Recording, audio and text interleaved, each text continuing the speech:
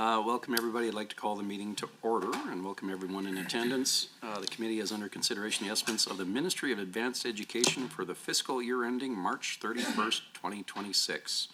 I'd like to ask we go around the tables, have the members introduce themselves for the record. Minister, if you could introduce yourself and then your officials that are joining you at the table as well. And just please note everybody, Hansard's running the microphone, so fingers off those mics. They'll go as they go around the room. And I'll kick it off here. So I'm Shane Getson, the MLA for Lexington and Parkland. I like to call it God's country. And I'm the chair for the committee tonight. And we'll start with introductions to my right. Justin Wright, MLA for the charming constituency of Cypress Medicine Hat. Ron Weeb, MLA, Grand Prairie, Wapiti. Good evening, Chantal DeYoung, MLA for Chestnut Strathmore. Scott Sear, MLA Bonneville, Cold Lake, St. Paul. Jason Stephan, MLA Red Deer South. Good evening, I'm Rajan Sawhney, MLA for Calgary Northwest and Minister of Advanced Education. And to my right, I have Shannon Marchand, Deputy Minister of Advanced Education, and Craig Johnson, Assistant Deputy Minister of Finance and SFO. To my left, I have Erin Newmeyer, Assistant Deputy Minister of Private Career Colleges and Student Aid, and Carmen Baldwin-Derry, Assistant Deputy Minister of Program Engagement and Innovation. Oh, great. My name's David Egan. I'm the MLA for Edmonton Northwest. Marlon Schmidt, Edmonton Gold Bar. Jasbir Diol, MLA for Edmonton Meadows. Amanda Chapman, Calgary Beddington. Perfect. And we don't have anyone joining us online, so we can skip that. If somebody does pop online, I'll just stop the proceedings, get them to introduce themselves. I'd like to note the following substitutions. We have Member Diol for Member Leola as Deputy Chair, Member Chapman for Member Elminga, Honourable Mr. Egan for Member Beaupre, and Honourable Mr. Schmidt for Member Hoyle, and Mr. Weeb is in for Mr. Van Dyken. So a few housekeeping items. We already mentioned about Hansard is running the mics for us tonight. Committee proceedings are live streamed the internet, broadcast on Assembly TV. The audio and video stream, the transcripts of the meetings can be accessed through via the Assembly website. Members participating remotely, which there are none. If you are, turn your cameras on and your microphone. Turn them off when you're not speaking. Participants who wish to be placed on the list are to email the committee clerk or throw your hand up on the screen there. And then in the room, just get my attention and I'll throw you on the speaking list over here. Please put your cell phones to the least disturbing setting as possible for the evening's events. Speaking rotation and time limits. I know it's our second week, so it might be old hat for some of the committee members, but for the minister at the table and everyone else joining on home. So the main estimates for the Ministry of Advanced Education will be considered for 3 hours. Standing Order 5901 sets out the process for consideration of the main estimates in the legislative policy committees. Suborder 59016 sets out the speaking rotation for this meeting. The speaking rotation chart is available to the committee's internal website. Hard copies have been provided to ministry officials at the table. For each segment of the meeting, blocks of speaking time will be combined only if both member and the minister speaking agree. If debate is exhausted prior to 3 hours, ministry estimates are deemed to be considered for the time allotted of the main estimates schedule, and the committee will adjourn.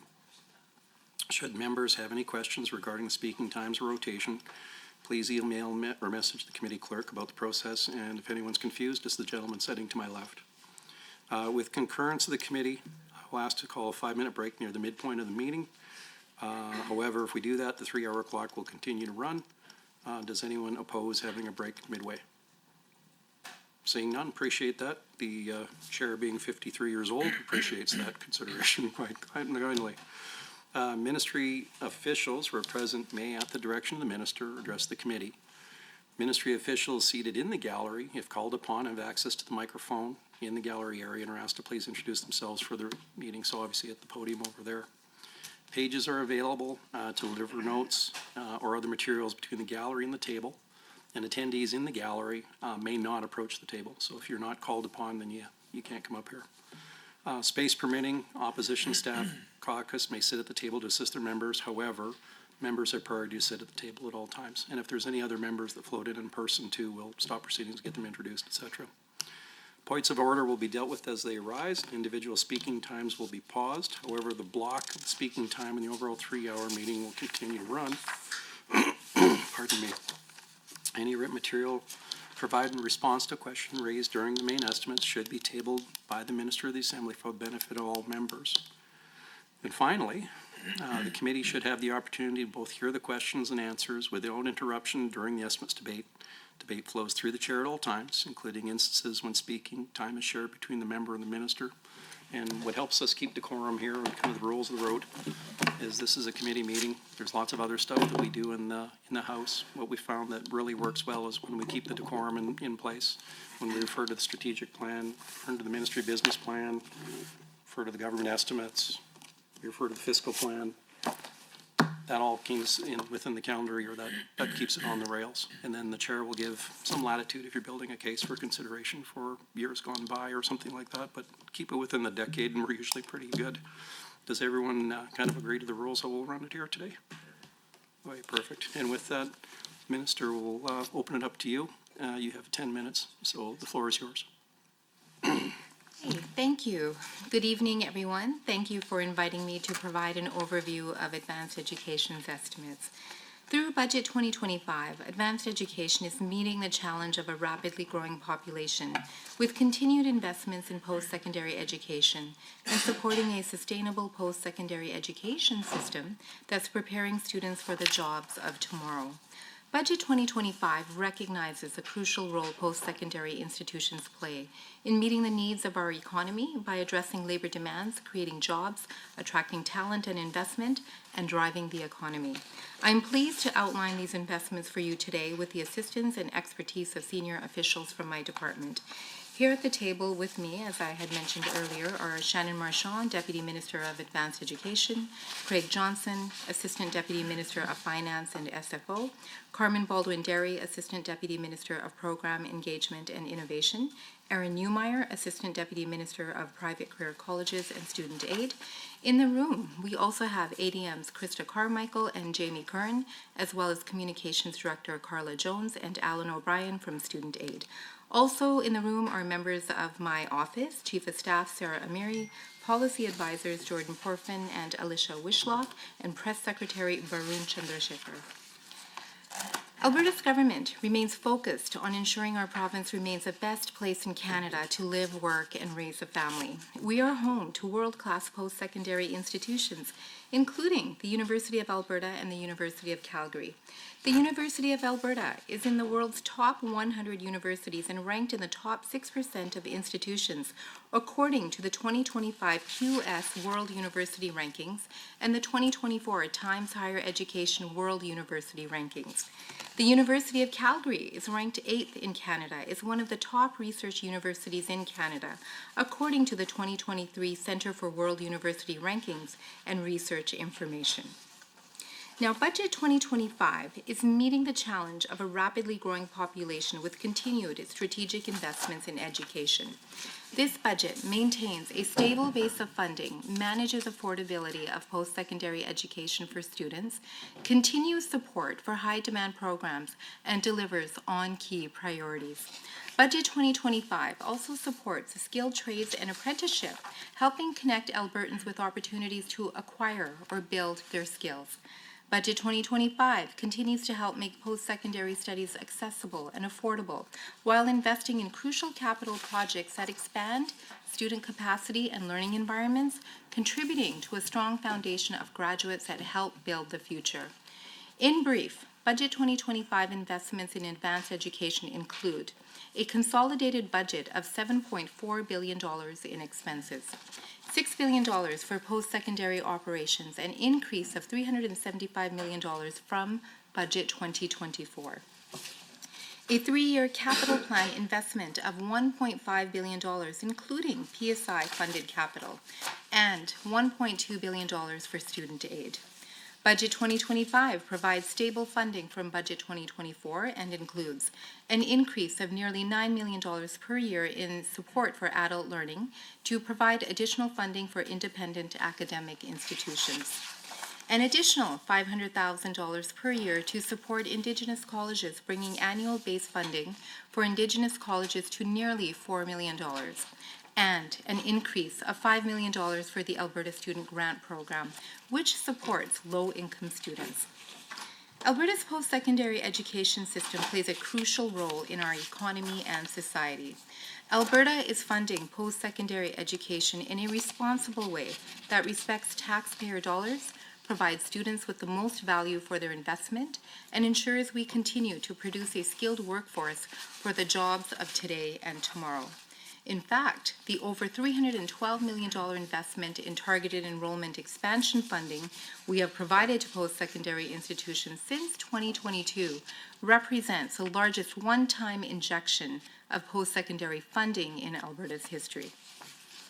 Budget 2025 also invests a total of $1.5 billion over 3 years to support crucial capital projects, including planning work for the Advanced Skills Center at NAIT, lab and classroom spaces at Keano College, expansion planning for Northwest College, skilled trades expansion planning for Northwestern Polytechnic, and funding for the Life Sciences Innovation and Future Technology Center at the University of Alberta.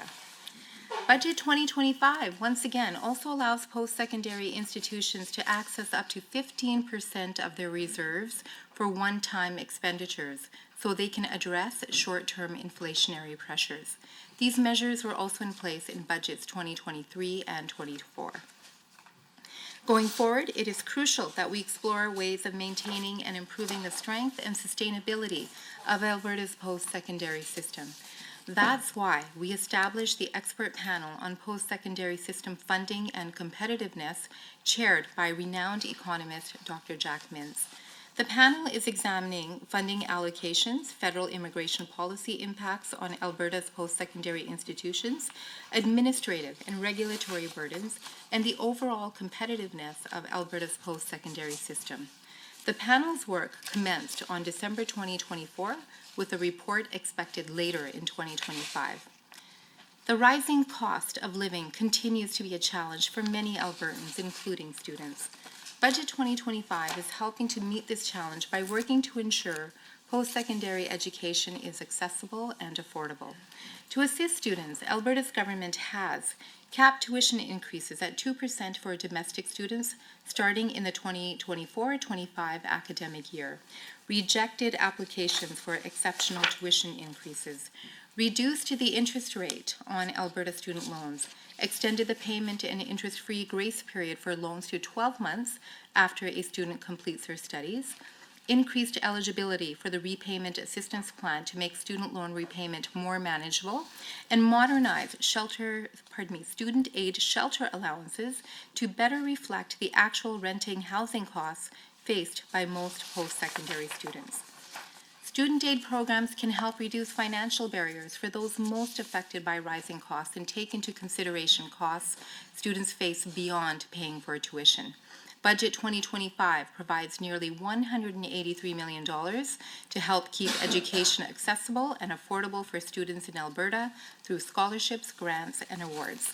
This includes $113 million in scholarships and awards to approximately 57,000 students, with $59.5 million of the $113 million coming from the Heritage Scholarship Fund, and $70 million in grants to about 19,000 students. Budget 2025 also includes $991 million for student loans to support basic learning and living costs for nearly 122,000 students this year. In June of 2024, our government announced policy measures in alignment with other provinces to stabilize the increasing costs of student aid for Alberta students attending private career colleges, while also strengthening protections for them. While we're on the topic, I'd like to take a moment to highlight some of the other work we are doing with private career colleges. These for-profit colleges play a very important role in Alberta's adult learning system and offer a diversity of learning approaches and vocational training. There are many excellent private career colleges meeting the needs of Alberta students, but unfortunately, there are a few bad actors. My department has increased oversight over private career colleges to ensure they are following legislative requirements and meeting their licensing obligations and delivering quality programs in a competent manner. As the world around us evolves, Alberta is committed to helping students get the skills and knowledge they need to enter the workforce and meet the labor market demands of tomorrow. Budget 2025 is investing $78 million per year over the next 3 years to create more seats in apprenticeship classes across the province. And Budget 2025 introduces a brand-new $5 million grant program that will empower union training providers to deliver important apprenticeship classroom training. Apprenticeship programs are generally more affordable as well than other options and offer a wide range of opportunities within our province. To keep up with demand, Advanced Education continues to work with post-secondary institutions to expand high-demand post-secondary programs throughout the province, allowing students to upgrade skills or retrain for a new career closer to home. This includes creating over 760 spaces for training mental health professionals at 12 post-secondary institutions across the province, creating over 1,800 new seats in nurse bridging programs for internationally educated nurses at post-secondary institutions also across the province, growing the Bachelor of Aviation Management program, creating more than 3,100 additional seats in technology programs. Sorry, Minister, it goes by really quick. So now we're into the 60-minute first block. The official opposition, we'll start off with that. And I know it's going to be redundant at the front end here, but every time you go into that, you have to ask if the minister wants to go back and forth or block time. That way we can set the shot clock up here. And then you'll notice on there as well, once we'll have the meeting time running and speaking time and the block time. So with that, I'm looking for who wants to go first. Member Aiken, I recognize you. The floor is yours, sir. And I would like to share time if possible. Share time? It's up to you. I prefer block time. I'm going to do that consistently with the other members as well. Okay, thanks. No problem. Thank you, and I appreciate the introductory remarks. And indeed, His Majesty's official opposition does share many of the values that you did espouse in your introductory remarks, but always I think we can only judge a person and a political party and a government on their actions. And what we've seen, not just in this fiscal year, but since 2019, when the UCP did form government, that there is a consistent pattern of underfunding post-secondary education here in the province of Alberta. The first couple of years were the most brutal, and quite frankly, we haven't recovered yet. Almost a third of post-secondary operational funding was lost in those first 2 years, and then the subsequent budgets that were brought down by other minister and now this minister, again, did nothing to provide recovery for that very significant loss of operational funding and also capital funding and all other parts of our post-secondary system here in the province of Alberta. And it's a system, we talk about institutions and we talk about numbers here a lot tonight, but it really comes down to people and values. And it's no coincidence that the province of Alberta, its first bill that was passed into law in 1905 was to form the... We got to 1905. It said at the front end, if you can keep it within even a decade, I'm usually pretty good. The other one I'd ask if you could just reference one of these documents here and make the chair sure. just tickle. I'm just providing some introductory remarks. Okay, first, well, if we're at that's okay. 1905, so if you can bring it back within, So you don't want me to do an introductory? no, feel free. I'm just trying to see the relevance at this point to 1905 versus the 2025 or 26 estimates. Sure. Okay. Well, that's fine. What we are building here each year in our budgets, in our business plans, in our fiscal plans, is a commitment or lack thereof to the values that are foundational to Alberta as a province and our commitment to post-secondary education in general. And so we've gone from, as I said, the very first bill passed to form the University of Alberta more than 100 years ago to now, in these last 5 budgets, a significant loss of funding to our post-secondary institutions, a loss that has not been totally out of keeping with both the population increases that we've seen here in the province of Alberta over the last number of years, and also the inflation rates. So even what the government has used in their business plan and then in their fiscal plan to calculate the cost of living, a consumer price index, plus population, is about a 5.1% increase in any budget, not just the post-secondary budget, but any budget, to meet those inflationary pressures and those population pressures. And so while the minister says that they are making an increase to the budget, in fact, with those two factors involved, we see if you have anything less than 5%, if it's flat, then in actuality, it's a 5% cut. And that's what we're seeing again here in this budget in 2020 and 25. And so my comments generally this evening will be around how we can both turn that around and how we can meet the population pressures and the expectations of Albertans for post-secondary here in the province of Alberta. The UCP has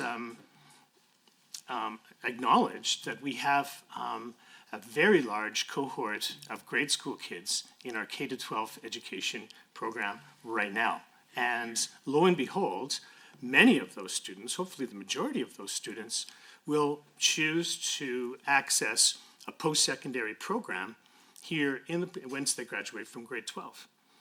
Right now, because, as I said, that loss of a third of operating funding and now sort of a stagnant funding over the last number of years, including 2025, we're just not building capacity to meet the needs of that growing population that's coming down the pipe.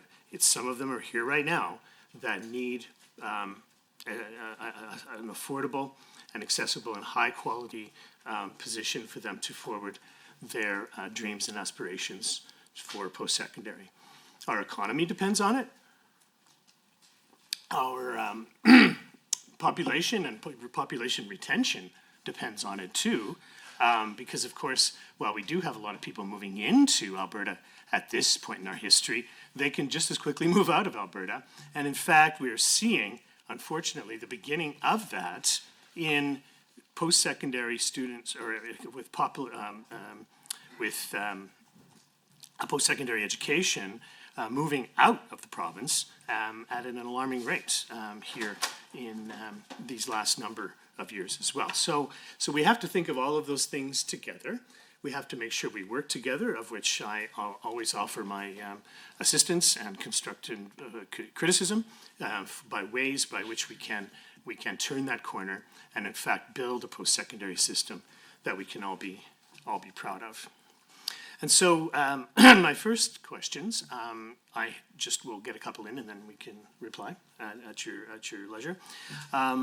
Alberta has lost more students than it's gained since 2007, post-secondary. Since 2007, we've lost more than 14,000 students. Post-secondary graduates, we know, pay the most of Canada's personal income tax, are less likely to require social assistance, and are more likely to start their own businesses. As the government of Alberta calculated, the loss to Alberta's economy due to the emigration of Alberta's post-secondary students away from the province. And that's a reference to the government estimates, page 31. Another question, many student jobs are, of course, low-paying and offer limited relevance to career goals. Furthermore, access to work-integrated learning opportunities is crucial for skill development and post-graduation success. So I would ask how the government is incentivizing employers to offer students better wages, benefits, and work experiences that are relevant to their field of study. When will this government reestablish something like the STEP program or something equivalent to the STEP program? And may I say, through the chair, that I've canvassed some of these questions from post-secondary students and faculty and just people right across the province. So that last question came from Mount Royal University, and they were very concerned. It's all around this affordability issue that the minister did reference in her opening comments. It's affecting everyone, but it's affecting our students a lot because, of course, they have limited income, they have limited means by which they can earn money while they're studying, and they need the access to integrated learning opportunities like the STEP program that used to be around for them to be able to pay the bills, to stay in school, and to find relevant employment that can help them with their careers down the road. My last question that I'll put in to end this first block is around the ministry business plan. Around government estimates, again, on page 26. That's around student aid, 3.3, 2.3, 3.3, sorry. Tuition is up. Access to student loans is down, and STEP, as I said before, has been canceled. We have quite massive cuts to universities, colleges, and polytechnic base funding. So we see no tangible increases for the student loan scholarships and awards, as well as student aid grants reflected in lines 3.2, 3.3 of the estimates. Now, considering population increase and inflation, these actually are flat numbers, and or in fact they constitute a reduction. And so you know that we need to buttress, because students, they will get some work to help to pay for their schooling in the summer or even working part-time during the school year, but they also need to access student aid. And we see the debt rates for students in Alberta, I mean, amongst the highest in Canada, and indeed, a lot of that debt rate, in fact, is crushing for students. It resulted in people making choices about just simply not going to school. And so, that's my block. Thank you with that, member, and we'll turn it over to the minister to respond, please.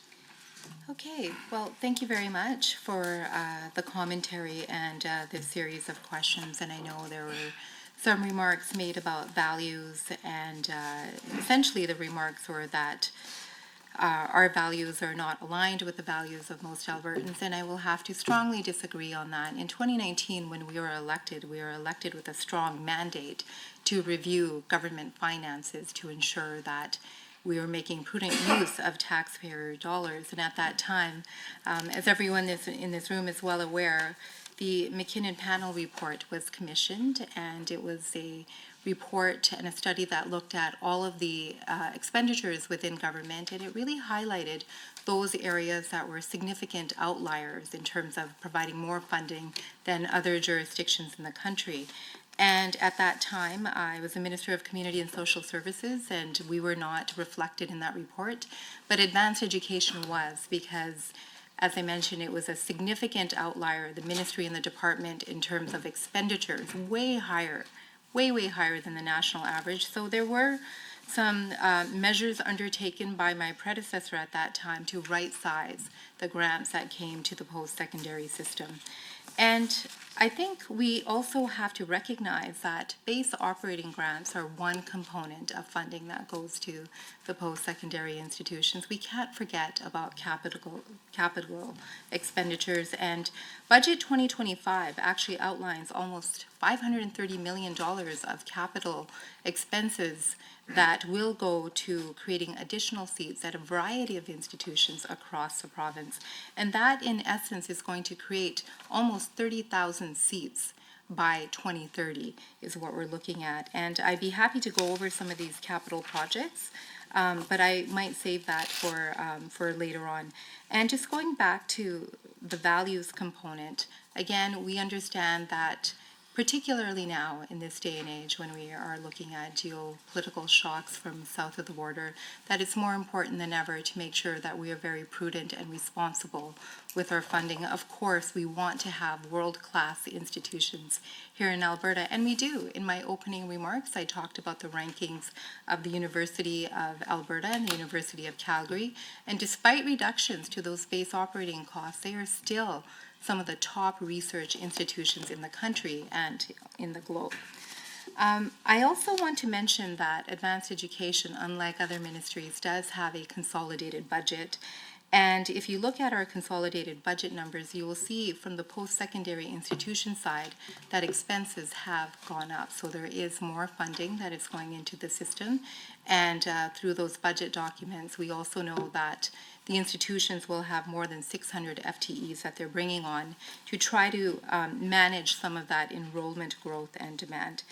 And I know it was mentioned that we are investing significantly in the K-12 system. Of course, the $8.6 billion was announced by the Minister of Education and the Premier. So of course, those kids are going to go into the post-secondary system. But one thing that was very apparent was that we don't have enough teachers. We're going to have a lot of schools, and we need to have teachers and teachers' aides to make sure that they can work there, and that is why we increased funding to our independent academic institutions like St. Mary's University, for example. I've heard from the Calgary Board of Education that the teachers that graduate from that particular institution are outstanding, so there are measures within Budget 2025 to address some of those enrollment pressures that we're seeing on the horizon. Now, in answer to the questions, there was the one question on lost students around immigration, and I've heard these statistics before as well, that we have the greatest number of students who leave the province to study elsewhere, and there's a variety of different reasons as to why that happens. Average incomes are a bit higher in Alberta, and so students and families feel like they have more opportunities to actually leave the province and go down east or down west. So there are more reasons than just what might be implied here that we're losing students on a regular basis. That's actually not the case. It's more complex than that. And I also know that when we look at acceptance rates here in Alberta, we find that when students apply to programs, there is a very high degree of acceptance into those programs, almost 89%. And other statistics that I can cite, according to recent data, include an 85% graduate retention rate and a 92% apprenticeship retention rate. Okay, excellent. So that's just a little bit of a commentary around immigration. Of course, we know that post-secondary education is very important in terms of increasing potential wages for students. It makes a huge difference, and their contribution to the economy is vital. There's a multiplier impact as well. And the question was around work-integrated learning opportunities. We do invest in almost $12.5 million in work-integrated learning programs, and there are 6 associations that we are working with right now, and they include the Alberta Construction Association, Bio-Alberta, Technology Alberta, Archaeological Society of Alberta, Alberta Food Processors Association, and Alberta Hospitality Association. So this is a very important initiative, and I know that through my travels overseas, actually I was in Ireland and Germany in September, it was very apparent that the apprenticeship style learning system in Ireland and Germany is prevalent and very successful. And it's also, it's interchangeable with work integrated learning. And my desire is to see more opportunities for this.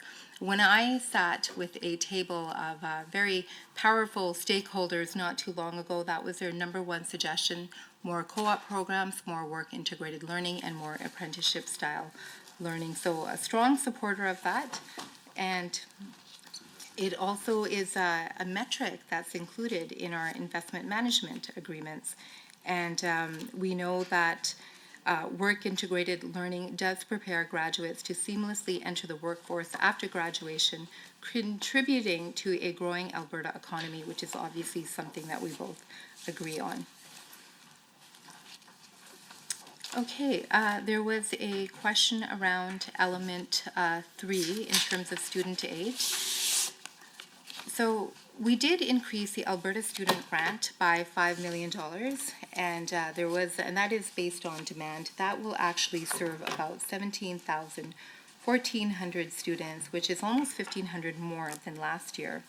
And we know that affordability and cost of living is on top of mind for Albertans and Canadians and obviously students, and that is why in Budget 2025, Alberta is expected to invest nearly $1.2 billion to help Alberta students access a post-secondary education. Now that $1.2 billion does include $991 million in Alberta student loans, and that will help an estimated almost 122,000 students. $113 million in scholarships and awards to support approximately 57,000 students, and $70 million in grants to about 19,000 students. And I know I had mentioned this in my opening remarks, but I felt it was important again to emphasize how much we do have in our student aid. And then the other thing that I'm going to mention here is because I find that when I'm speaking to students, when I travel across the province, they actually don't have a really good understanding of some of the scholarships and awards that are available to them. So I will take the opportunity to, first of all, very quickly talk about the grants, which are non-repayable.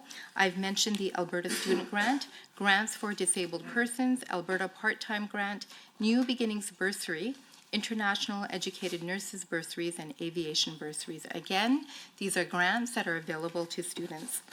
In terms of scholarships and awards, we've got the Rideau Hall Foundation, Jason Lang Scholarship, Alberta Graduate Excellence, Indigenous Careers, Alberta Athletic Award, Alberta Innovates Graduate, Alberta Graduate Students Travel, Lois Hoyle Humanities and Social Sciences, and there are a few more. And I would encourage anybody, particularly students who are looking to enroll in post-secondary studies, to please take a look at our website to examine some of these scholarships and awards in more detail. Now, going back to student loans, we did undertake some work this past fiscal to look at the private career colleges, and we did make some policy changes that actually resulted in the numbers going down for the demand for student loans.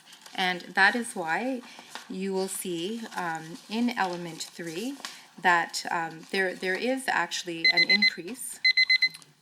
Thank you, Minister. It goes by quick. I'm just looking to the opposition members to see who's going. MLA again, the floor is yours, sir, and just ask that question again. Oh, yeah, the back and forth thing, I think that's fairly obvious. And then, yeah, we could do back and forth. Anyway, so we'll get 3 hours to figure it out. Well, thank you, Minister. And I'll take the questioning just from your last comments around student aid. We know that the students in Alberta are carrying some of the highest, in fact, the highest debt rate of all Canadian students for paying back their student loans. And, this can be a crippling thing, a burden to carry for students when they do graduate. Some people will have student loan debt repayments for many, many years after they graduate. And in fact, the stories around student loans, which is quite real, it's not just happenstance, is a deterrent for many people to even choose to go to school. They say, why should I bother going to school for 2, 3, 4 years and have this debt that's around my neck for the rest of my life when I can just start working? And, we all lose as a result of that. As I said in my opening comments, that's university and college, polytechnic graduates will earn a higher standard of living. They're much more likely to start businesses. They have better health rates than other parts of the population. And it just helps to contribute to building a more robust and healthy community. I would venture to say it improves the quality of life for people too, to be able to go to school, complete a degree, and carry on in a chosen profession. And so if we could reduce the student aid interest rates, or student interest rates on student loans, almost every other jurisdiction in Canada has removed that interest, the government charges on their portion of the loan. I mean, this is not a significant decrease to revenues, and I would say that it has a multiplier effect by investing in students' education, increasing the likelihood of students to choose to go to school, and more likely to stay in Alberta and contribute to our Alberta's economy and community afterwards as well. So I mean, this is an issue that is brought up a lot by student unions and groups across the province, and I, feel compelled to bring it up here again today. Another issue that I would like to comment on stems from your business plan on page 5, key objective 1.2. And it says, enhance the accessibility of post-secondary education programs by providing supports to strengthen the participation of adult learners from diverse, underrepresented, and vulnerable populations.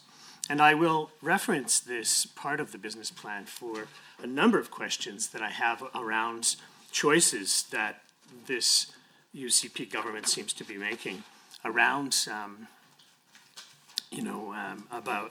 around getting adult learners into class, for getting Albertans back into school, so that they can retrain, perhaps improve themselves, and learn language better, and get ahead, basically. And part of this was a concerted effort by universities and colleges and polytechnics around the province to use a policy of diversity and equity and inclusion initiatives to open doors for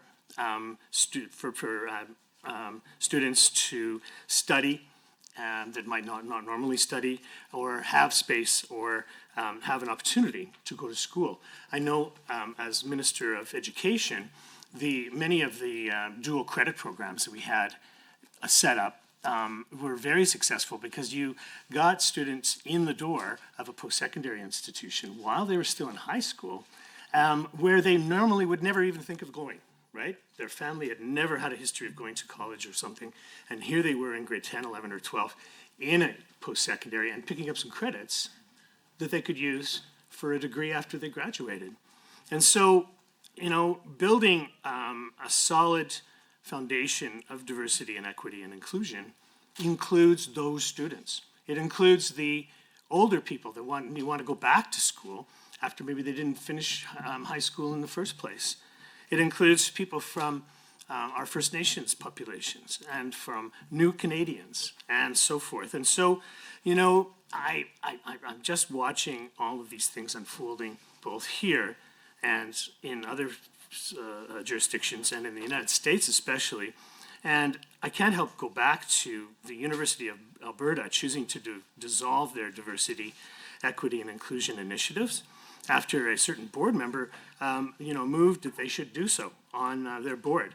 Now, that board member was Janice McKinnon, the same person who recommended these quite significant cuts to post-secondary. The UCP had appointed her to the board of the University of Alberta, and she brought forward a motion to dissolve the diversity, equity, and inclusion initiatives at that same university. And so I just wanted to ask the minister and her other officials here, what is the view of diversity, equity, and inclusion in Alberta's post-secondary institutions and with the UCP government? And, I just want to know if these views were communicated either through this board member who was appointed by the UCP government, or communicated directly to an institution like the University of Alberta, because I know this is happening not just at the U of A. The U of C has also made changes to their diversity, equity, and inclusion programming initiatives. It just feels like a bit of a trend, Mr. Chair, through the chair. And of course, we see it writ large south of the border since last November, where the new American government is really on a serious attack on diversity and equity and inclusion initiatives. And so, I just want to know, what the policy is of this ministry and the government on these issues. And, do you see the value, as I had described, of getting students in the door of our colleges that wouldn't normally go there, and the economic benefit and the societal benefit that comes from that as well. So that, again, is the business plan 1.2. Thank you. The other, I think I've got a couple more minutes here. I just wanted to talk briefly about the comparison between population increase and participation rates in our post-secondaries. We still have a stubborn problem, we all know it, that participation rates in post-secondary in the province of Alberta fall below the provincial average, or sorry, the national average for participation rates for students. And, if you don't go to post-secondary, maybe get a college program or, pick up a trade, apprenticeship, if you don't do that in the first few years after you get out of high school, or you didn't even finish high school, then the likelihood of someone continuing later is greatly, greatly reduced. And so this is only exacerbated by, a shortage of spaces that, are a deterrent for students to be able to go to school in the first place. And I know the minister has talked about some of these targeted programs that they have realized in certain trades and in certain areas, and I appreciate that sentiment, but the reality is playing out quite a bit different on the ground. And because we have an acute shortage of those spaces still, the expectation or the average you need to get in for some of these programs is through the roof, right? I mean, to get into a nursing program right now at the University of Alberta or Calgary, you need 93, 94, 95% average, right? Higher than you could possibly need to actually go to an RN program. I mean, these are professional trained nurses, and it's of the highest quality. Of course, Alberta produces some of the best trained nurses in the world. But, do you need a 95% average from high school to get into the program? Absolutely not. It's completely as a result of a shortage due to lack of spaces that has been ongoing for quite a number of years here in the province of Alberta. So I know the minister will say, well, they're going to build lots more spaces and they're going to build lots more, and so forth. But you need to fund those things, and you need to make sure that they are affordable spaces and that students can access for now and then for the future as well.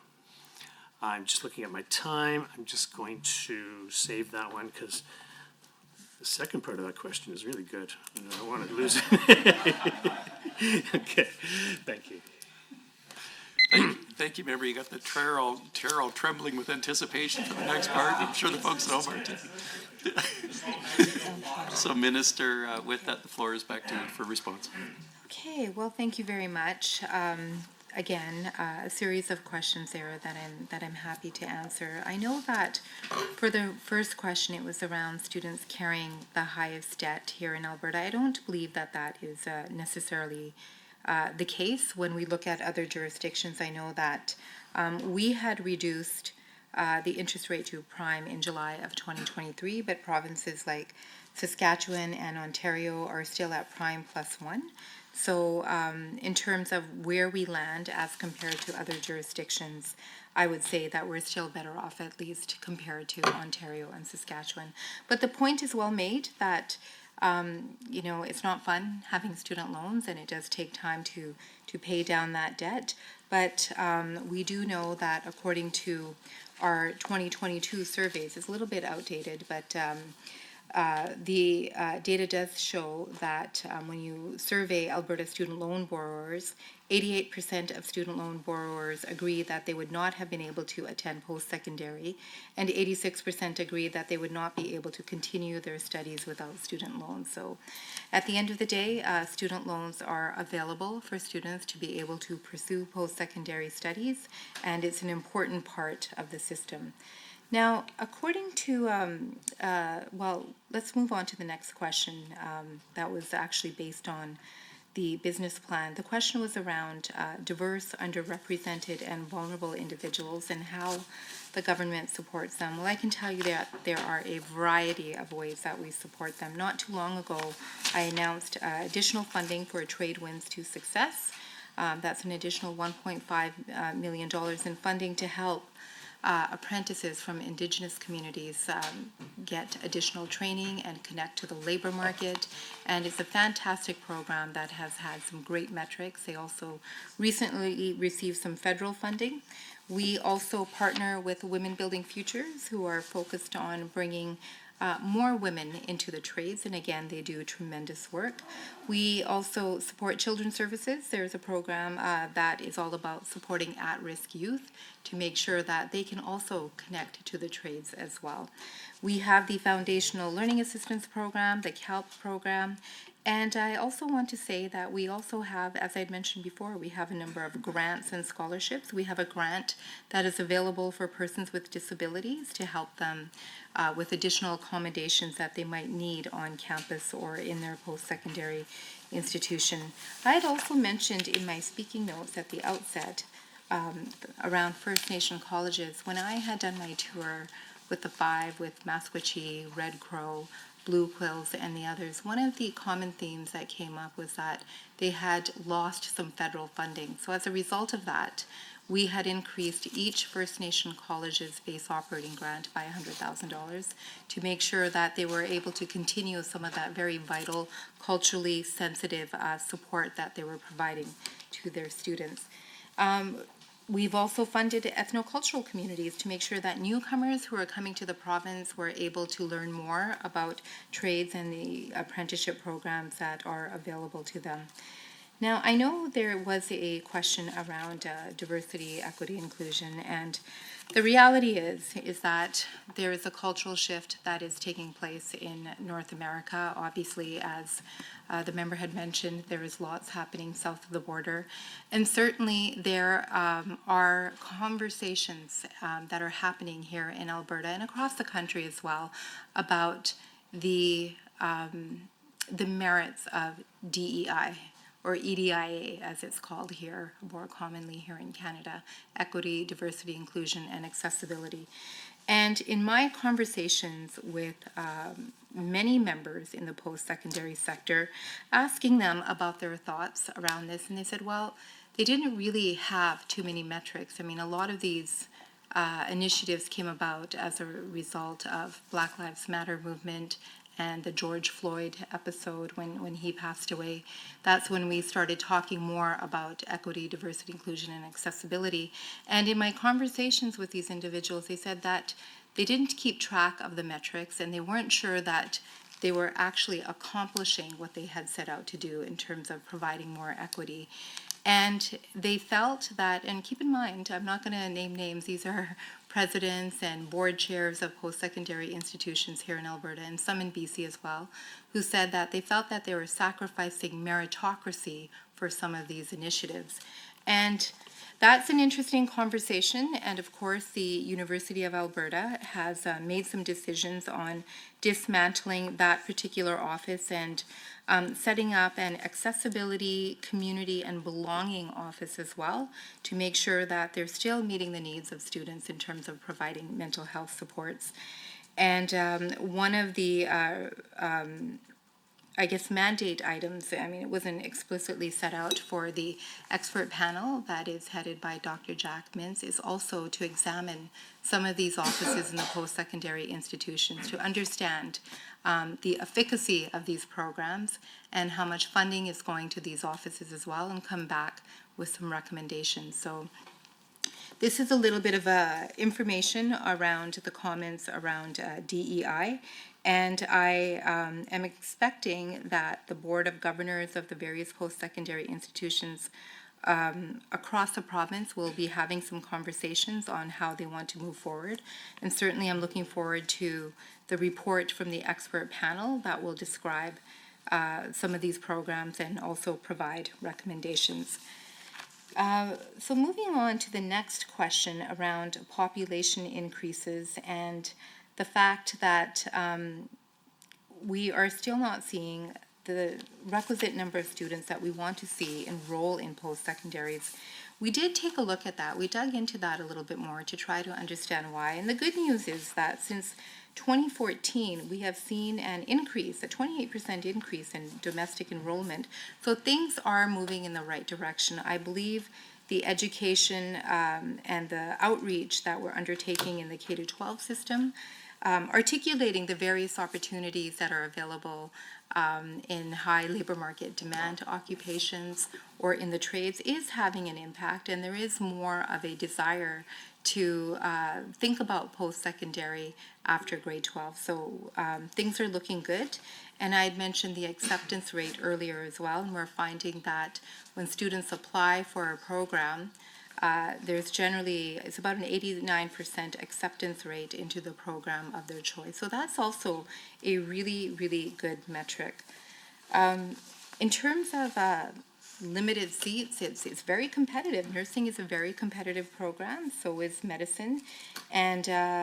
And yes, I will talk about the additional capital investments that we're making to open up some more physical spaces, but we're also working with the University of Alberta to look at more seats for nurse practitioners. I know Athabasca University has also indicated a desire to examine that further, and I think Portage College as well is doing some work with the University of Alberta to understand what those opportunities could look like. So, of course, we will invest in the physical capacity as well, and when the time is right, we will look at maybe targeted enrollment expansion funding to take a look at how to fund those seats. And of course, the expert panel as well will provide recommendations as well in terms of how funding allocations should look. I'm being reminded that in T rounds 1 and 2, 2,100 nursing seats were funded for almost $38.5 million. So please do know that we do very closely look at the labor market trends to understand which occupations are in high demand. And we use a variety of different sources to do that. We consult with post-secondary institutions. We consult with Jobs, Economy and Trade. They have an Alberta Occupational Outlook report, which actually outlines those high demand occupations. And then we talk to the post-secondaries to determine how we can fund those seats. That's how targeted enrollment expansion works. It's a very successful way of funding those areas that really require more people studying in those particular occupations. So I do believe that I have answered all 3 questions. I know there might be a desire for some more information. But I do know that with the population increase, with record migration into the province, with the fact that the international student file has also been impacted, and that impacts the revenue lines of post-secondary institutions, that the time is now to really understand what the future looks like for post-secondary in terms of a funding model. And going back to the expert panel that is headed by Dr. Jack Mintz. Ooh, now you're doing the cliffhangers just like the last member. Opposition members, I'm not sure. Amelia, it's all yours. Well, thank you, Chair. I appreciate the opportunity to further my questioning. I note that the minister is referencing this expert panel headed up by Jack Mintz quite a lot. And, that I think fills me with some trepidation, and lots of other people who follow post-secondary involved in it, or teaching in it, or are students studying, because of course the last expert panel we had took the largest cut to post-secondary education that we ever saw in the history of Alberta. And, the government seemed unapologetic about it, and thought that it was, quote, bringing Alberta into line somehow. And as a result, we are losing programs here in the province of Alberta. We're losing our ability to be nimble in our research capacity, in our to build programs, to not just fill the jobs of today, but to be open to filling the jobs of the future too. And I recognize the value of our energy industry. It is the biggest industry by far we have, and it's very important. But really, the most valuable thing that we have is our people, right? And I know people say that as a truism, but now more than ever, it's very, very important. We are under attack economically. Even our sovereignty has been put into question. And for us to invest now in our local population, and especially our young people, is not just smart business, but it's an imperative. And so, last round of expert panel came through and, like a prairie wildfire in our schools, and cut, a third of the operating budget. We haven't recovered yet, and now there's another one coming. But Albertans are much better, are organized to talk about this, and they've provided me with lots of questions here this evening to help to make sure we don't make that same mistake twice with this second so-called expert panel coming through. I have page 26 from, I think this is from a college up north. It must be page 26 from the, I'm guessing from the estimates, page point 2.3, line point 2.3, and it says, noted that Indigenous education funding on this line item has been flat for the last 3 years running, right? While the numbers of Indigenous students in our colleges, universities, and polytechnics is actually rising considerably, which is great. I mean, it's in keeping with the general population that's growing too. So people are wondering, why do you have this as a flat number for 3 years? Really, it's a cut because, as I said, the combination of the consumer price index and population growth is more than 5%. So a zero is really a -5. People are asking, in what areas do they expect our schools to make cuts around Indigenous education? As you mentioned, we do have dedicated schools for Indigenous education here in the province, but we also have places like Portage College, right, in Lac La Biche, and I think they have a satellite in Bonnyville too, right? Four, okay, yeah. So yeah, they're all, and we have Northern Lakes College as well, which has many campuses all through Northern Alberta, large Indigenous population. And, what I've been getting from them, I've been trying to canvass all over, is that a lot of these cuts to foundational learning programs are directly affecting people's ability to go to school in some of those places, Indigenous and Métis students especially. Like in Northern Lakes College, they've had to cut programs because the foundational learning programs have been cut quite significantly. And I know there is an issue around federal funding that changed about 1.5 years ago or more. But,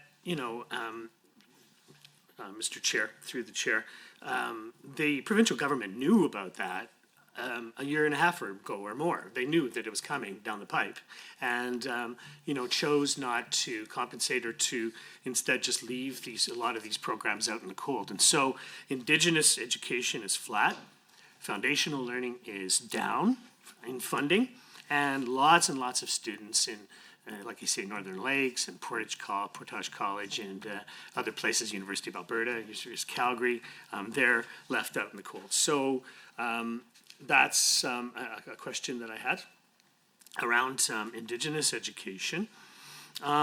And, just this notion, I know you're referencing other people, maybe, I hope you were anyway, because, this whole idea that diversity and equity and inclusion, somehow started when, the George Floyd, Black Lives Matter thing and sort of came about. But, Mr. Chair, I think that the foundational part of diversity, equity, and inclusion started from many dozens of years ago when, for example, black students weren't allowed to go to school at all.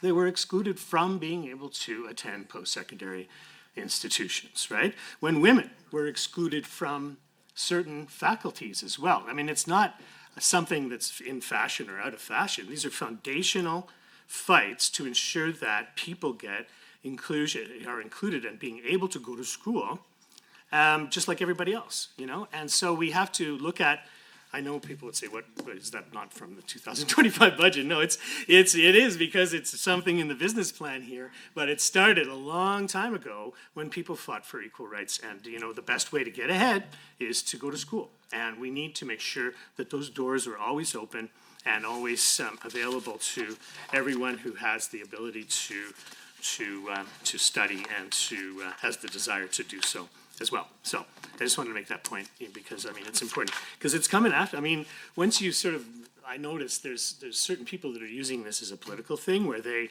get a little foothold and then they try to make it bigger, right? And, it can be really damaging and you don't know who they're going to be coming after next. That's the thing, right? With some of these people attacking, minorities being able to access post-secondary education and stuff like that. So Clear, member, I've given tons of latitude on both sides here. good.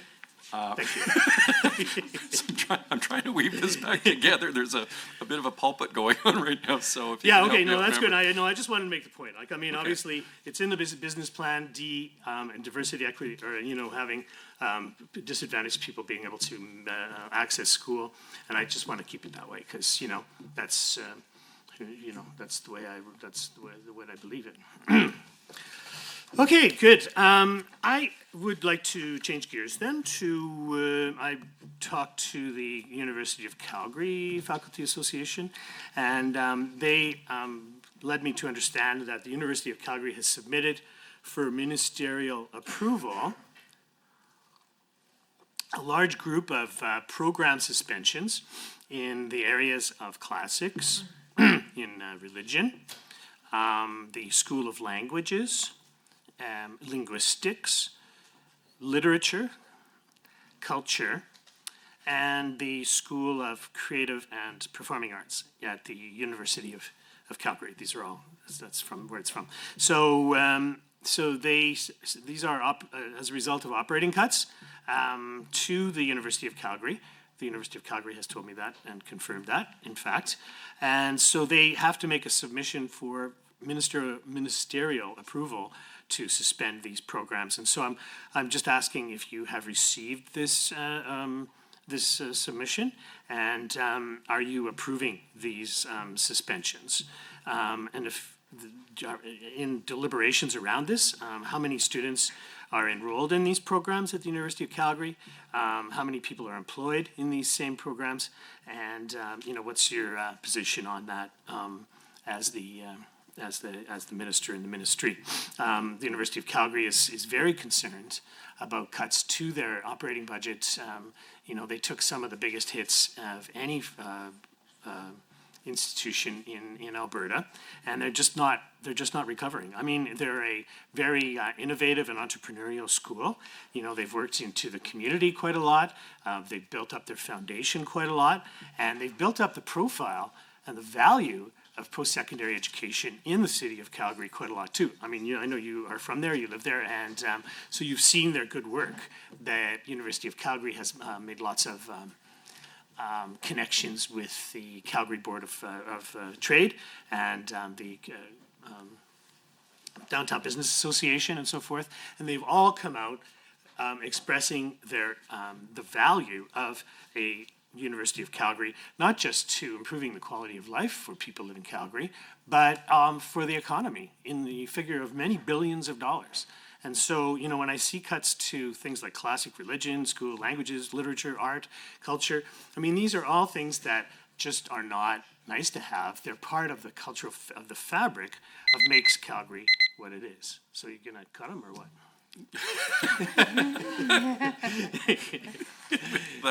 With that, There you Minister, go. it's over to you to respond, please.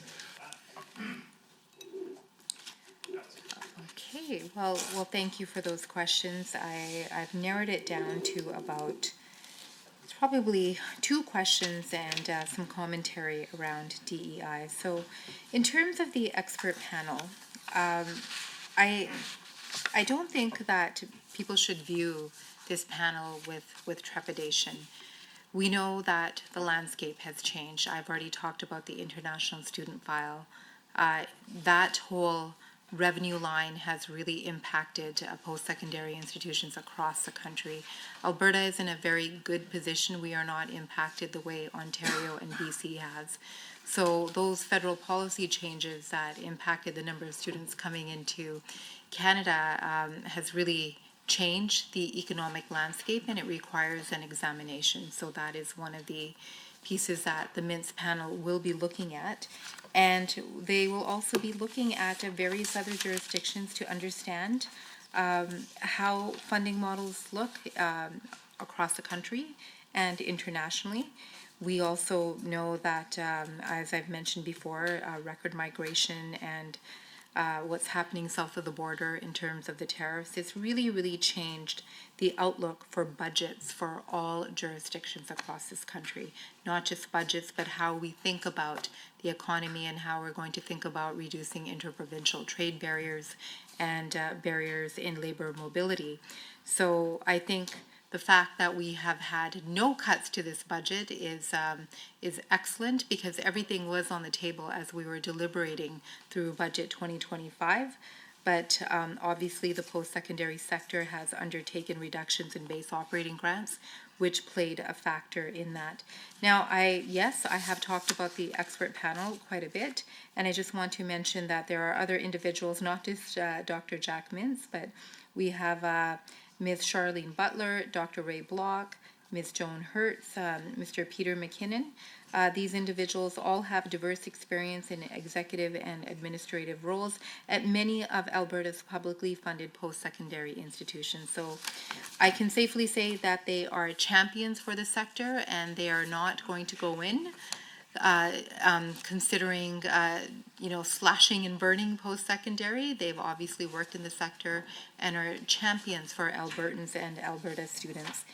And in terms of getting ready for jobs for the future, there is significant investment in the trades. In Budget 2024, we actually increased that budget line by $78 million. And so there's lots and lots of shortages that are coming up on the horizon in terms of skilled trades persons and apprentices, and that's why this investment is really important, because we know that there are more people retiring than are coming into the pipeline.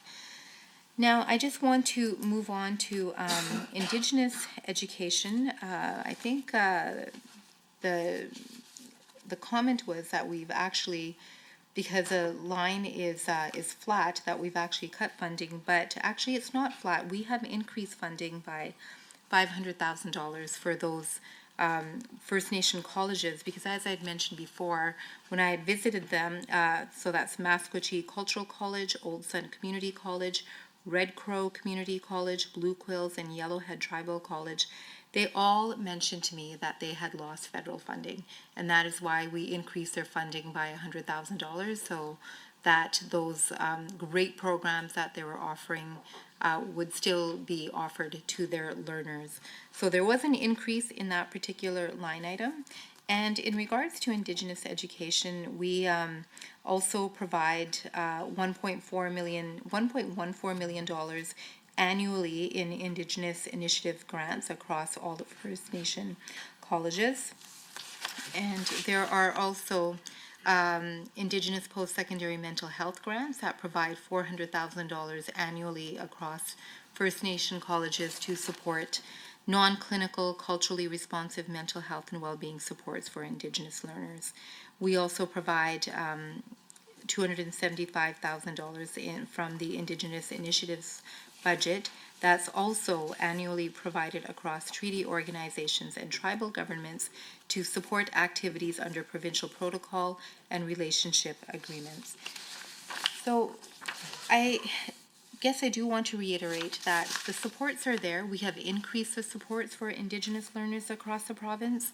And of course, the FLA program was impacted by the reductions from the federal government. And it is debatable as to who knew what, because I know the opposition has said many times that the government was aware of these impending reductions. That's not actually the case. The ministers across the country who are sitting at that table were advocating to keep that funding in place. So it wasn't really known until the last minute what that impact was going to be. And make no mistake, that was a reduction from the federal government. And what it meant for us is that we lost $34.7 million that was allocated to the FLA program. And it was difficult to ensure that we still maintain that funding for the most vulnerable. So in essence, that loss of $34.7 million meant that we had over $82 million that we could still offer in FLA funding. And as part of that, we prioritized our Indigenous learners, high school students, and persons with disabilities. Now, speaking of persons with disabilities, when I think about equity, diversity, inclusion, and accessibility, I really focus on the inclusion and accessibility component. I know that when I was the Minister of Community and Social Services, the disability file was something that impacted me deeply.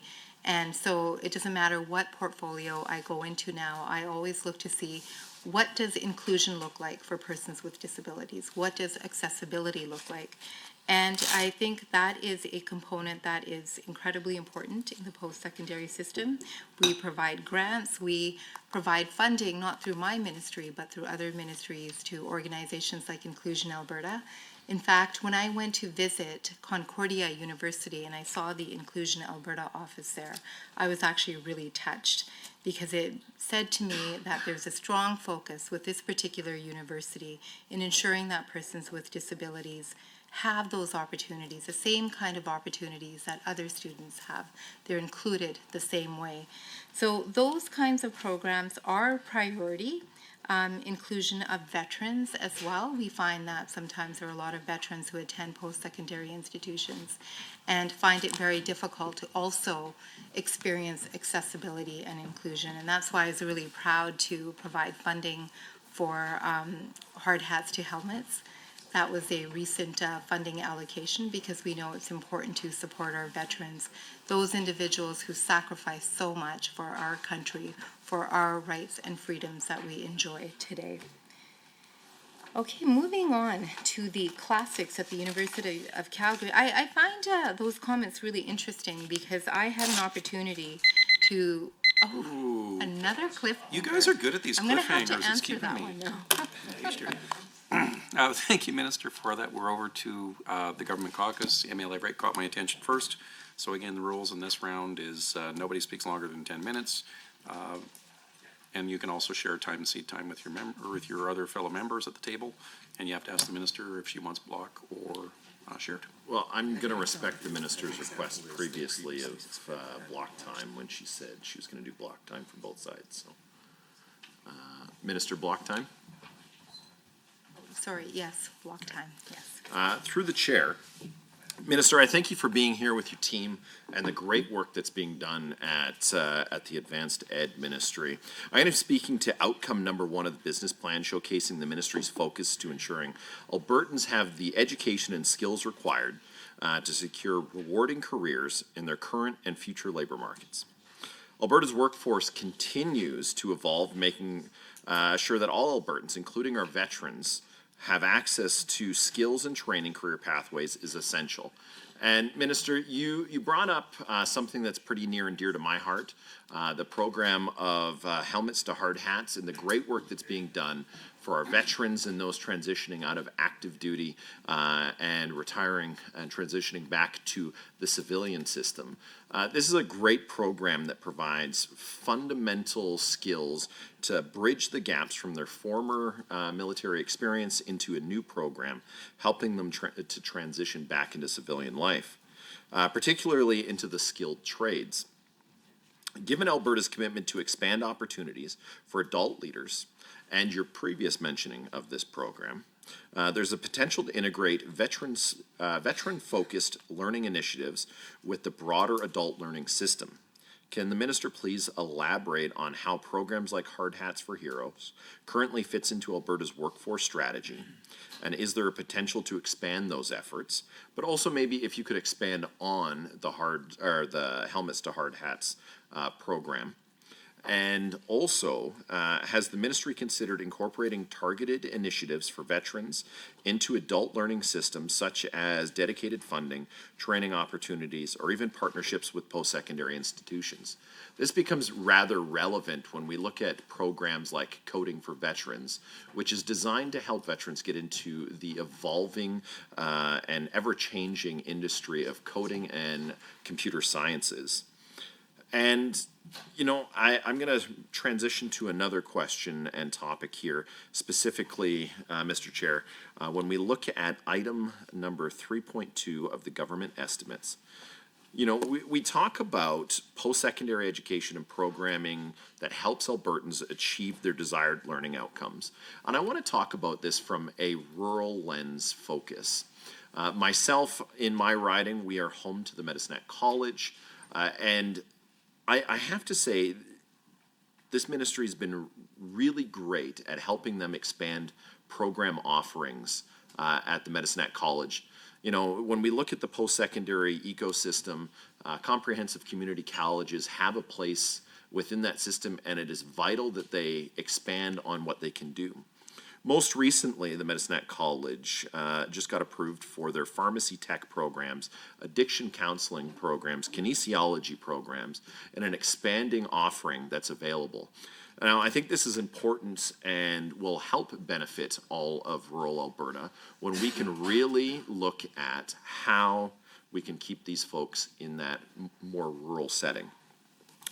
So, around the table, I think we can all understand the importance of ensuring that Albertans have a post-secondary system that remains competitive and provides students with a high-quality education, allowing them to pursue meaningful careers in high-demand fields. And I think that we can also throw in the rural aspect of that, being able to stay rural for those that come from that area. One of the priorities for this government and for any government is to ensure Albertans can access post-secondary education.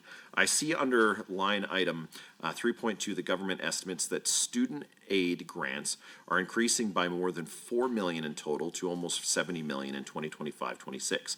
Could the minister provide some added detail on this funding and how it will be distributed? And as I mentioned earlier, another one of the priorities is to ensure Albertan graduates find meaningful employment. To this end, I want to switch over to the business plan on page 5 of Performance Indicators 1A. It shows that 95% of recent post-secondary graduates in Alberta are employed as of 2024 as part of an upward trend since 2016. Can you also discuss the reasons that are leading to the higher degree employment and whether you expect this to continue into future years? And with that, I will cede my time to the member for Chestermere Strathmore. Chair, just a question about process. Is the minister able to answer those questions and then we'll? No, it's just running on the block if you Okay. want. Yeah. Sounds good. Thank you, Chair, and thank you, Minister, for being here tonight, and to all members of the committee and your officials. I want to focus a bit on apprenticeship and trades. As you know, I'm a trades grad myself. I'm a proud state alumni, and I found a very rewarding career in the trades prior to my calling to public service. And right now, there's this great demand for skilled trades and apprentices in Alberta, and part of that has to do with our growing population and the need to build critical infrastructure in all sectors. And I know you've been doing some amazing work on this file, and I really commend your leadership on this. I remember last year I saw a commercial on TV, and I thought it was fantastic. So thank you for that initiative. So I want to start by asking about apprenticeships. I see on page 5 of the business plan, Performance Indicator 1B shows the percentage of employed apprenticeship graduates, and that's some fantastic news right in that line. In fact, I see since this government took office, the percentage of recent apprenticeship graduates who are employed has continued to rise from 88% in 2018 to 90% in 2020 to 93% in 2022. And an incredible 96% in 2024. So can the minister speak to the factors that have led to this success? I also know that apprenticeship registration has continued to rise in Alberta in this time frame.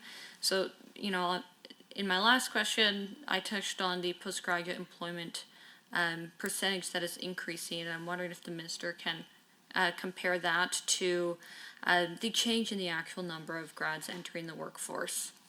And also on the topic of skilled trades, as part of Budget 2025, Minister, you announced a brand new union training grant, and that will empower union training providers to deliver important apprenticeship classroom training. And if I'm not mistaken, I believe this is the first grant of its kind from the Alberta government for union training providers. So congratulations on that milestone.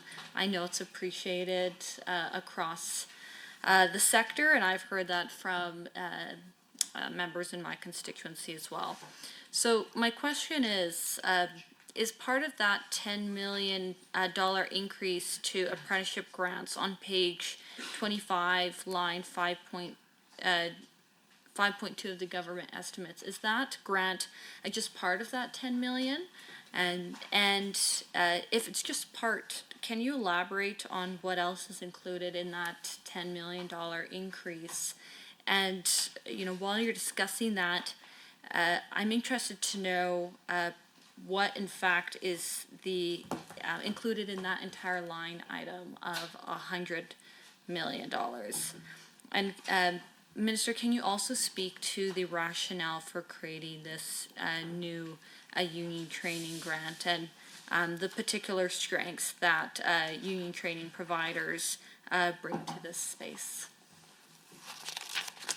And I've got time for maybe another question if I can sneak it in there. I'm going to jump to page 5 of the business plan.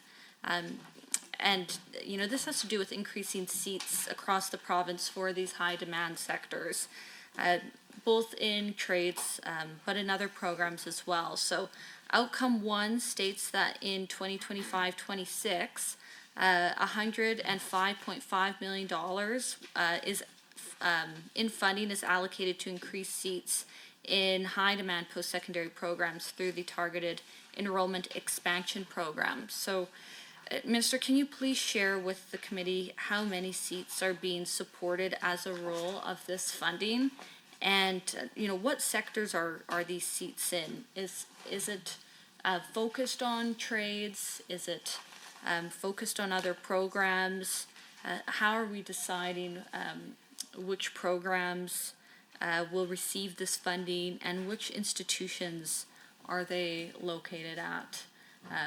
A lot of my constituents from Chestermere Strathmore are commuting into Calgary for their post-secondary endeavors, whether that's at a trade school or at the university.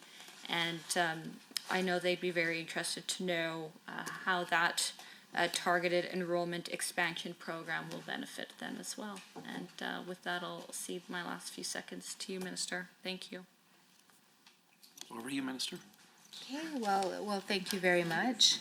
I'm very pleased to answer some of these questions, and in particular, I know MLA Wright had asked about the Helmets to Hard Hats program, and it's also a program that's very near and dear to me. I don't have as much experience as MLA Wright does with the veterans community, but certainly when I attended the Canadian Building Trades Union conference last year, I came in contact with the executive director from Helmets to Hard Hats and had a very long conversation, and he told me a little bit about the metrics and the stories and the success stories and how important it was for veterans to have a learner pathway to get into the trades. And so from that point on, it was something that was always in the back of my mind. But then my good friend, Monty McNaughton, who used to be the former Labour Minister in Ontario, talked at length about some of the investments he made when he was in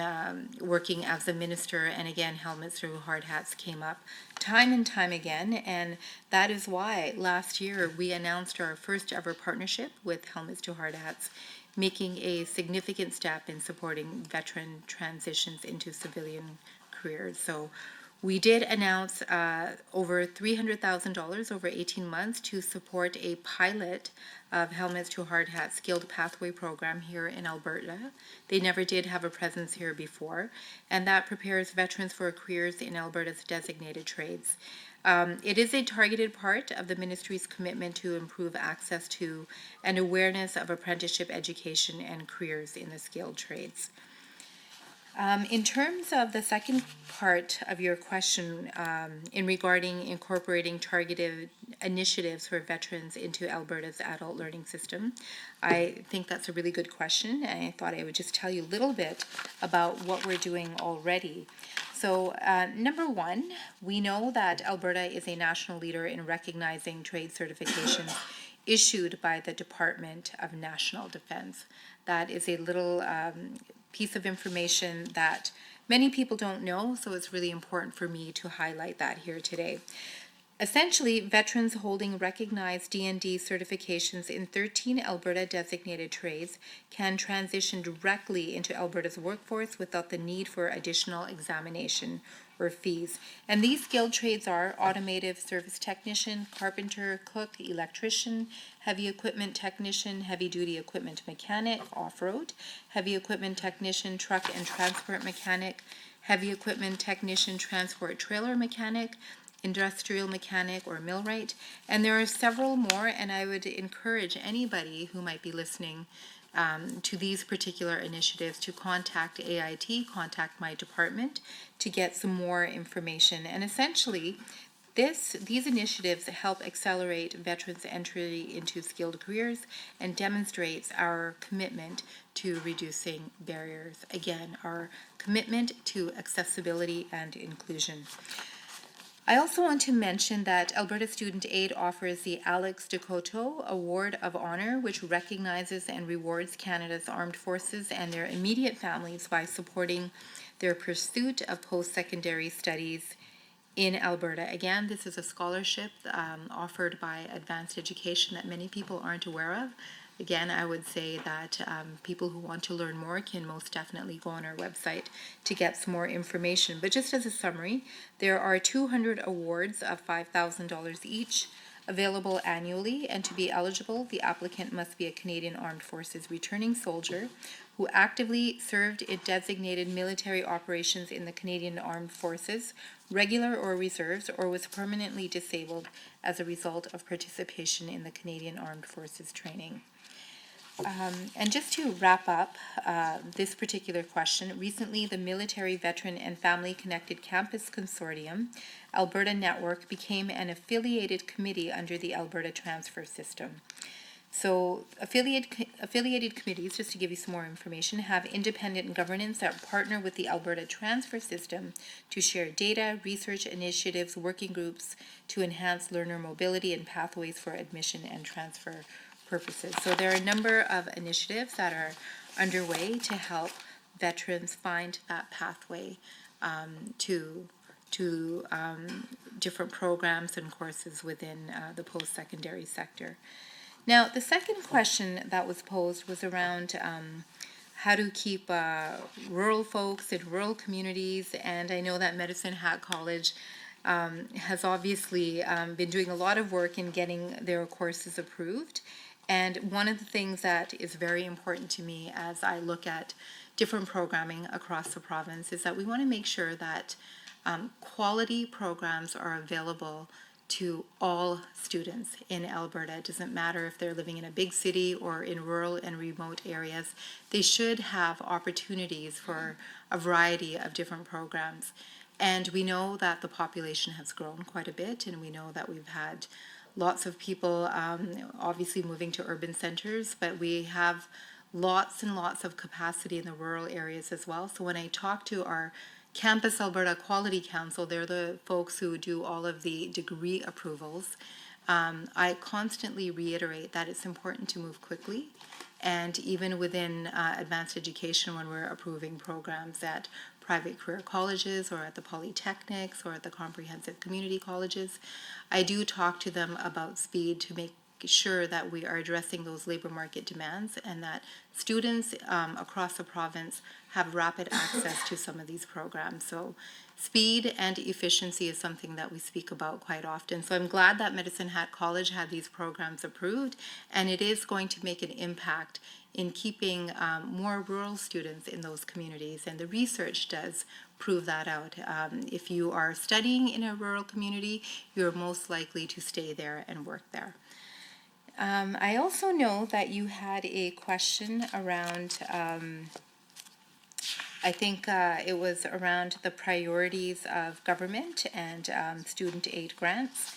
And I had mentioned earlier that the Alberta Student Grant, it was introduced in 2020, and that was designed to help more lower income students pursue one-year programs, apprenticeship programs or graduate level programs. And we have seen quite an increase in demand for the Alberta Student Grant, and that's why we have increased the budget for almost $5 million for this particular program.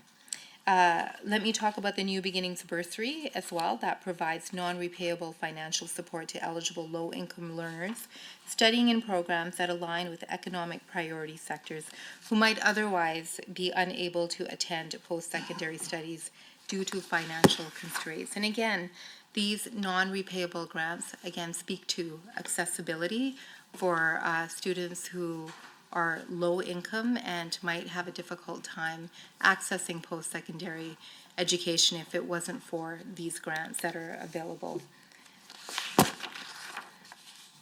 I think I have covered most of those questions, so I'll just go on to the second set of questions from MLA Dijon. Really, really good questions around the trades, and I think I'll just jump into the funding that was announced for the private sector unions. So in addition to visiting all of the post-secondary institutions in the province, it became very apparent to me that there were a number of unions that were doing incredible work in terms of training. They had great facilities, and we know that we have some waiting lists, and the numbers that we're seeing in terms of enrollment and registration at the polytechnics is quite high. I think we are at over 73,549 to be exact apprentices registered in the system right now with AIT, and our record is just slightly higher than that. It was around 73,600, so we're approaching record numbers, and that's why it was very important to examine alternative service providers, and the unions actually fit that bill. So just to give you an idea of some of the unions that I visited, that included elevator constructors, Local 130, the Boilermakers, Local 146, bricklayers, Local number 1, carpenters, Local 1325, construction maintenance and allied workers, electricians, Local 424, and the list goes on. But essentially, I was very impressed by the work that they were doing and the fact that they were also serving a group of very diverse learners. So you saw people of all ages, you saw people that were coming from the Educational Partnership Foundation that also focuses on Indigenous learners, and I thought there has to be a way to partner with these unions so that we can open up some more training seats. So thank you, Minister. And we're back to the opposition, but we're in the lightning round. So these are going to be 10 minutes, and I'll just go through the rules on these ones, so no longer than 5 minutes at a time. Time cannot be ceded to another caucus member. If time is not combined, the member and minister may only speak once. And with that, ML Egan, you caught my eye? Sounds great. Thank you. I have a number of questions to just follow up from my previous. Just for upfront, Minister, are you looking to share time or block time? Oh, always. Oh, it's block time. Time? Okay, good. Okay. So on page 8 of the estimates, performance indicator number 3 shows a very big increase since 2020 for the average processing time for first-time Alberta applicants applying to a regulatory body. An increase of 133% between 2020 2022, which is the most recent year reporting. and I'm not just curious, but everybody applying for this is wondering why there's such an enormous increase. It's a problem. Similarly, on page 8 of the estimates again, performance indicator 3B shows another, quite a massive decrease in the number of Canadian citizens and permanent residents who were certified through the Trades Network Trade Qualified Work Experience Program, a 50% drop. So we're just wondering why there's such a large drop for Canadians around this, considering, of course, a big priority should be for Alberta is getting trades qualified work experience through to help with the looming shortage in Alberta. And further to that looming shortage and, trying to turn lemons into lemonades, maybe, is that the unstable political situation between the United States and Canada is a huge problem, right? But there is an opportunity for colleges, universities, polytechnics, especially in research and specific skills. There's literally thousands of top quality researchers who are Canadian citizens who conduct their research and work in the United States who could very well desire to move back to Canada if the right opportunity was presented to them. With a firm and long-term commitment to research in key certain areas, Alberta could make significant gains that would make big returns and pay big returns to our overall economy. Certainly, part of this message to researchers we might want to recruit to practice in Alberta must also be the freedom for them to conduct their work without interference. And we know that, of course, we had a big kerfuffle with Bill 18, where the government was talking about compelling researchers to submit to the ministry their research for approval, right? Now, that went over really, really badly, of course, in our schools around the province. And, the government had to backtrack. And so I know that the minister has, in regulation, determined that the people are free to do their research without impediment, without having to, submit to a tribunal or something like that here in the province of Alberta. But that is a change in regulation. Though the law still stands and the law is still on the books. And so, if we want to pursue this good idea, I won't take credit for it because lots of people are talking about it, where we can help to encourage to repatriate a lot of our Canadian talent that does work in the United States right now that might want to choose to move back to Canada and Alberta specifically, if we make it easy for them to do so. And that includes making sure that they're reassured by rescinding Bill 18 so that people know that they are free to conduct their research in science or technology, whatever it is, without the fear of government somehow restricting or impeding their ability to do their work. So I think it's a great idea. I think there's lots of people out there that we could plug into. And you can extend that idea, I would say, to other professionals that we need here in Alberta's economy. And I see other jurisdictions doing this already, so we want to get in on the ground floor here, which is to send a message out to healthcare professionals, especially who might be Canadians or Americans, who might be interested in moving to our province to set up practice here because of whatever is happening in the United States. I think that, again, we're feeling it with these tariffs, but there's a way for us to turn the lemons into lemonade, so to speak. Hesitate to interrupt. Minister, your turn to respond. Okay, thank you. I will try to be really quick because I know we don't have a lot of time. So in answer to the first question around first-time applicants trained in Canada but never certified. The number of days, business days, went from 8 business days to 14 business days. So yes, that was an increase, but keep in mind that these are days and not months and years. And there are a variety of reasons as to why it could take extra time for those first-time applicants, and it could range from confirmation or completion of supporting documents, the volume of applications received, and that would make sense if we are looking at that time horizon between 21 and 22, that there could be an unexpected volume of applications received, the availability of staff, committee members to process and make application decisions, scheduling, and marking of a jurisprudence exam. So those are some of the reasons why you see that disparity in the number of days taken between 2021 and 2022. But nonetheless, the point is taken that we do have to try to bring that down. And in regards to attracting top quality researchers, I'm wondering if MLA Egan read the higher education strategy note from Alex Usher this evening, because that was one of the points that was made.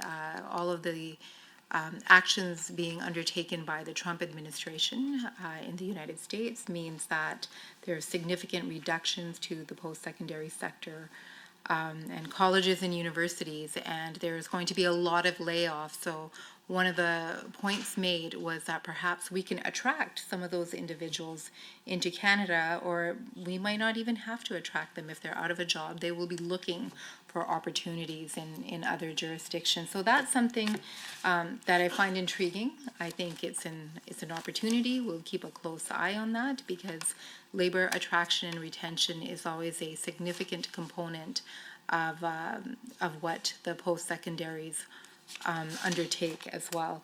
In regards to the Provincial Priorities Act, we've had a lot of discussions around this, and in fact, we did undertake significant stakeholder engagement last summer and into the fall to make sure we heard from all of our post-secondary partners. We met with the presidents, with faculty members, with Board of Governors as well, and as everybody's well aware, most of those agreements with federal entities are exempt, and that has been communicated broadly. The post-secondary sector is very pleased with that. We certainly listened to their feedback and made sure that it was implemented in regulations. So I think in terms of that presenting any kind of a barrier to attracting qualified individuals in research capacities into the province, that shouldn't be a factor any longer, because those federal agreements are going to be exempt, particularly the Tri-Council agreements. I think if there are some interesting opportunities on the horizon as a result of what is happening in the United States in terms of finding or attracting labor, whether it's healthcare professionals or professors or researchers from the post-secondary sector. That is something that I will be keeping a close eye on, because we do have a labor market shortage for healthcare professionals, and we have created additional seats, but I don't think we will have the doctors and the nurses that we need in the coming years, just based on what we're doing here in the province, which is why this is a multi-pronged approach when we're talking about investing in labor and attracting individuals. I mean, certainly immigration has their immigration pathways that they're looking at to try to attract people into those high labor market demand sectors. We are also working with an organization called ABBY on international education, and they do receive funding from advanced education. They receive $1.5 million a year, and part of their mandate is to look for those international education opportunities. We know that the international student file is on pause right now, but this is something that we could have a conversation with this particular organization about. What are the opportunities? What are we seeing in terms of potential labor migration from the United States into Canada? How can we fill those desperately needed spots that we have here in Alberta? Thank you for that. Members, if it's good with everybody, we can take a 5-minute pause. It goes by fast, so be back here probably in 4 minutes, 30 seconds would be handy. Thank you.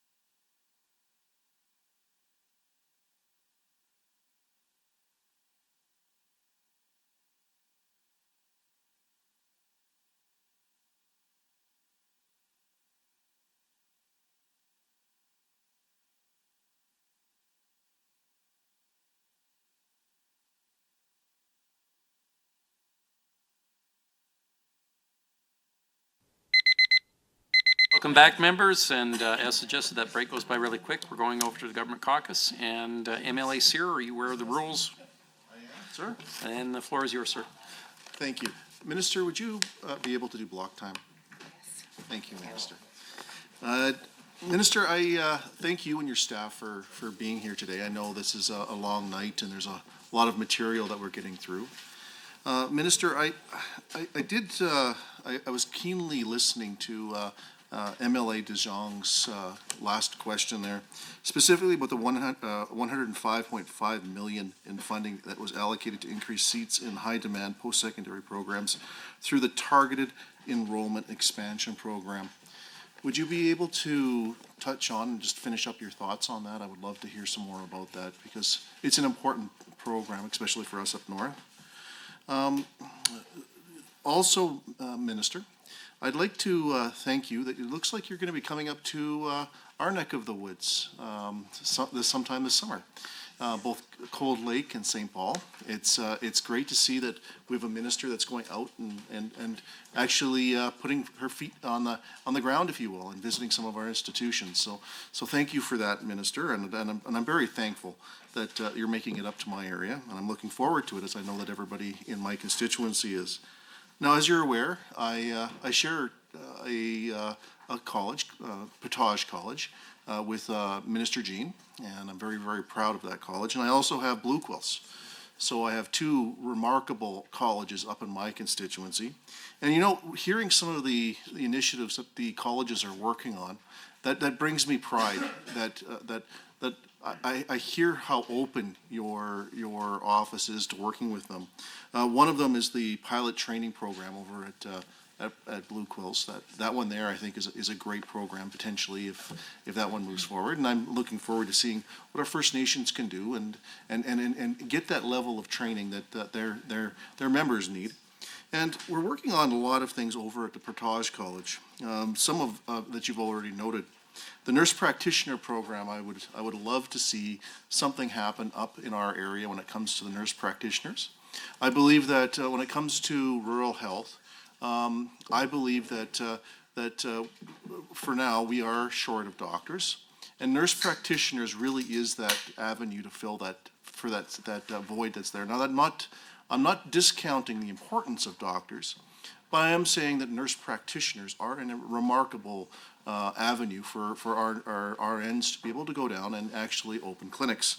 So again, when it comes to the U of A and where they've gone with their program and what are available, but I am hoping that we can start to train RNs up in my area, out in rural, and through my local college.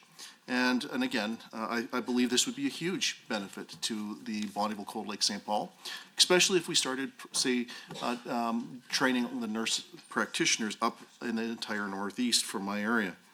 Now, we also have the Grow Your Own Teacher program that the local Portage College is doing. So when it comes down to our area, it always is a challenge, and you've kind of already alluded to it, on getting these professionals up to rural areas, especially at the end of Highway 28. It's just, it is not the first place that somebody would go, but once you're there, you never want to leave. Like, it's so beautiful up in my area. So what happens is it's grow your own or training our local kids so they don't leave our communities. I heard you already saying that, and that brings me a lot of faith in the direction that you're going, Minister. Again, I could talk all day, and unfortunately 5 minutes just isn't enough. One of the things too that comes forward is the FLAP funding, or FLA. I've heard the NDP on our side here. For me, what we've seen, and we need to remind ourselves that the federal government really is the one that has created a crunch. Now, that's going to be impacting 180 students up in Portage College that we aren't going to be able to have in this session. And you know what? That's really created a huge loss of revenue. About a 1.1 million in loss of revenue, about 63%. Now, there are some things that we can blame the NDP for from past, but this place we can actually blame the federal Liberal and NDP coalition for a hardship on our colleges, especially when it comes to rural colleges. And I guess whenever I hear the NDP starting to say that it's really the Alberta's fault, we need to recognize federal government is the one that's And, responsible. Thanks for that, member. Minister, over to you to respond. For those questions and your comments. I know that Portage College, first of all, is a beautiful college. They have a beautiful art exhibition, and I was very pleased to take a lot of time when I visited them, and I had promised to go back. I know I've been having conversations with Nancy Broadbent about visit in the future, and so I will be as I embark on my rural tour in June. I will take some more time to have a further look at campus and have some more conversations. I know that Portage is in discussions with the University of Alberta about a potential nurse practitioner program. And in fact, I may have even spoken about that at our last RMA, indicating that I'm looking forward to hearing more. So I haven't had the opportunity to discuss this with the folks at the University of Alberta, but certainly the administration at Portage, namely Nancy, has asked to have a conversation about this further. Athabasca University has also indicated an interest to expand their program. They already have a large nurse practitioner program, and they want to be able to have something that allows people to learn at home while also gathering some work experience. So that is something that is on top of mind in terms of what these additional seats could potentially look like. But I just want to go back to a targeted enrollment expansion. That was actually the first question that you had asked. So in regards to, I had the numbers right here. We have invested $312 million in T over the years, and that is going to result and has resulted already in thousands of seats, but ultimately it will create 15,500 seats in total. And just to give you some more information around that, Round 2 is providing more than $5.5 million over 3 years, so from 2023 to 26, to support 726 seats in technology programs, including 3D animation, advanced visual effects, and data science. I was very interested in what you were saying about grow your own teacher, training kids locally, because certainly the rural medical education training program that we had announced earlier, where we are partnering, the University of Calgary Medical School is partnering with the University of Lethbridge.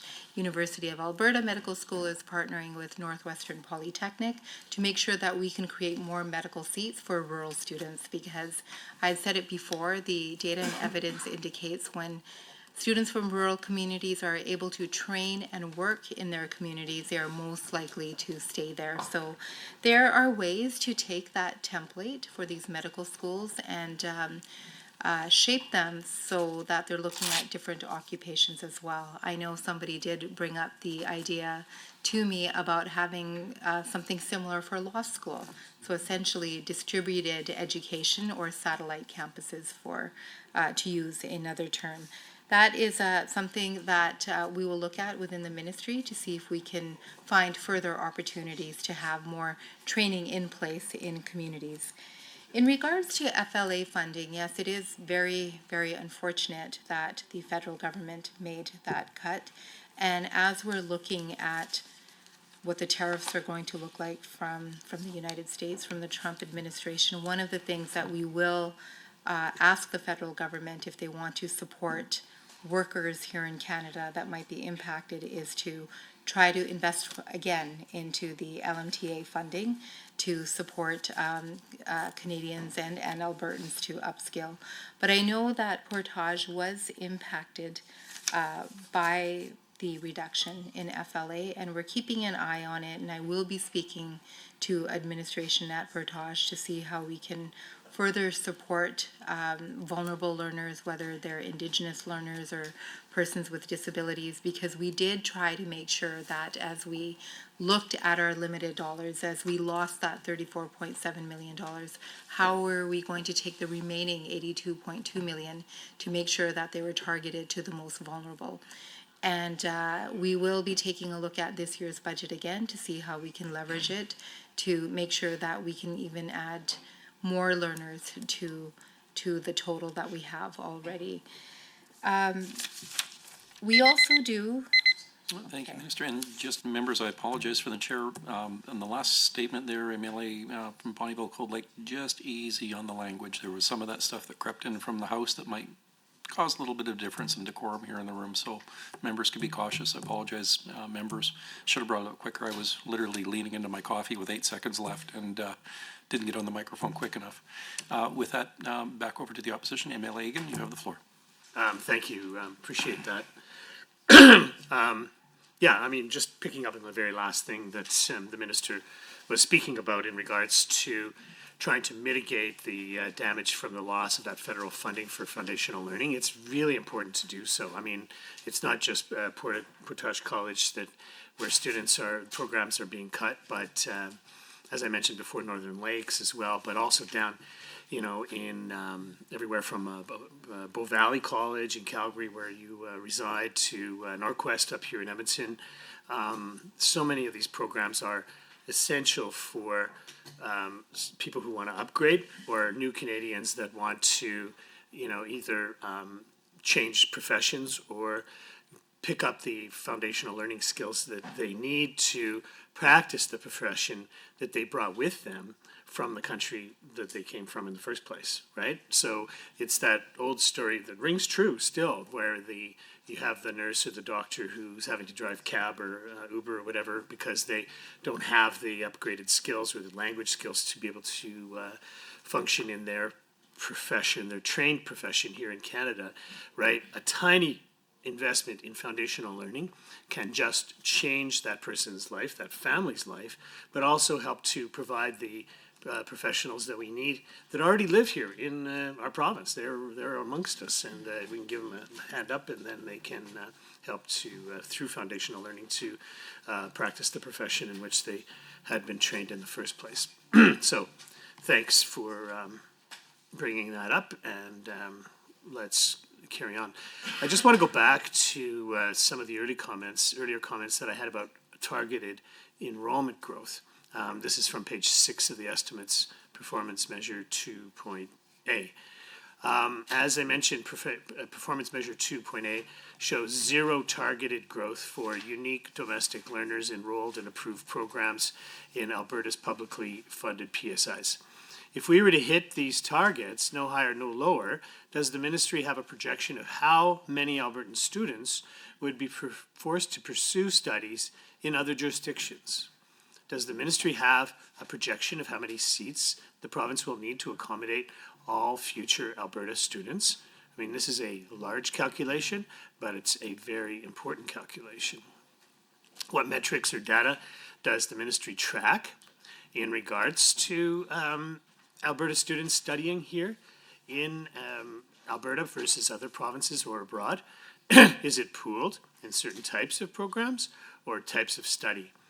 The minister, in her first block of questions this evening, said that one reason that Alberta sees a net loss in students every year, adding up to a loss of more than 14,000 students, was because Alberta incomes are higher, so students and their families are more able to seek opportunities elsewhere. My question is this: does the province track how many Alberta students that leave for their post-secondary education ever come back? And if so, can she provide those numbers? I mean, this is a very real and existential thing for families and young people. We see it played out all the time. And of course, people want to make choices and they want to study in a different province or even another country. That's great. But if they're compelled to do so because of a shortage of opportunities here, then that is a problem. And we want those people to be here. We want them to be studying here and making futures here in Alberta too. My second question for this rapid fire block is it's being reported that medical residency positions are being unfilled here in the province of Alberta, despite a desperate shortage of physicians, especially family doctors. How much money does advanced education pay to train a medical student? I don't know, but it's got to be thousands, a lot of money, for sure. And then if those same medical students decide to take a residency position in some other place besides Alberta, we lose that investment in potential doctors to practice here in Alberta. A major reason for medical students choosing a residency position outside of Alberta is that the ongoing confusion that has been inflicted on healthcare in the province of Alberta. And, you know, that has direct downstream effects, which include now residency positions being left empty because of students choosing to do residence elsewhere. Has the Ministry of Advanced Education done to communicate this problem to the Ministry of Health? It looks like there's a similar problem, I would say, looming in for the filling of positions in nursing schools here in the province. To be Gotta deal with continued. Minister, for your turn to respond. Okay, thank you. Well, let's talk about FLA first. And again, I do want to reiterate that we were happy with our original budget that we had in place. I think it was around $117 million in budget 2024, and it was very upsetting and shocking to us within the ministry and the department when the federal government made those cuts. So let's just be very clear as to how those cuts came about, and it did have an impact on learners and post-secondary institutions, as MLA Egan had mentioned, Bow Valley College, Norquest, Portage, Northern Lakes. But again, that was a situation that we found ourselves in through no fault of our own, and we did do our best to mitigate the impacts to ensure that those who are most vulnerable, which includes high school students, which includes Indigenous learners, and persons with disabilities, did not lose their supports. And if we're talking about foreign credential recognition, I think the example was given of a doctor from a foreign jurisdiction. That individual would not be looking at FLA programming in terms of upgrading their language skills. There are other programs that are available.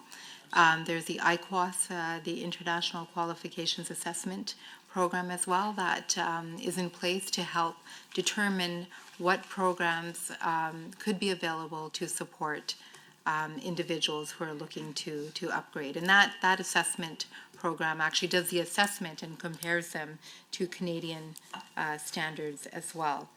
The question around the tracking of students in terms of how many students decide to leave the province for post-secondary studies and don't come back, that is not something that the ministry tracks or the department tracks. It's an interesting question. I know that there are some statistics around students who go study in other jurisdictions and come back, but in terms of those students who leave and never come back, that is not something that we're tracking, but certainly could look into understanding how that could be made possible. In terms of the medical residency positions, I know this was in the news lately, and there was some commentary around family positions, residency positions were not filled in Alberta. But if you read this article, and I'm just going off of memory, this is a common problem. It's not just an Alberta problem. There are spaces in other jurisdictions as well. So blaming it on the current situation here in Alberta as it relates to health is completely inaccurate and completely misses the reality that this is something that happens from time to time. In terms of some of the questions around how much does it cost for medical students, this is a reality that we see across the country. Medical school is very competitive. I think the last statistic I read was that over 1,700 applicants who applied for medical school in Alberta actually didn't get a seat. And so if they want to continue with their aspirations to become a physician, oftentimes they do have to have to leave the province, but it's just a reality everywhere across the country. And that is why we are investing in creating more seats, particularly for rural students.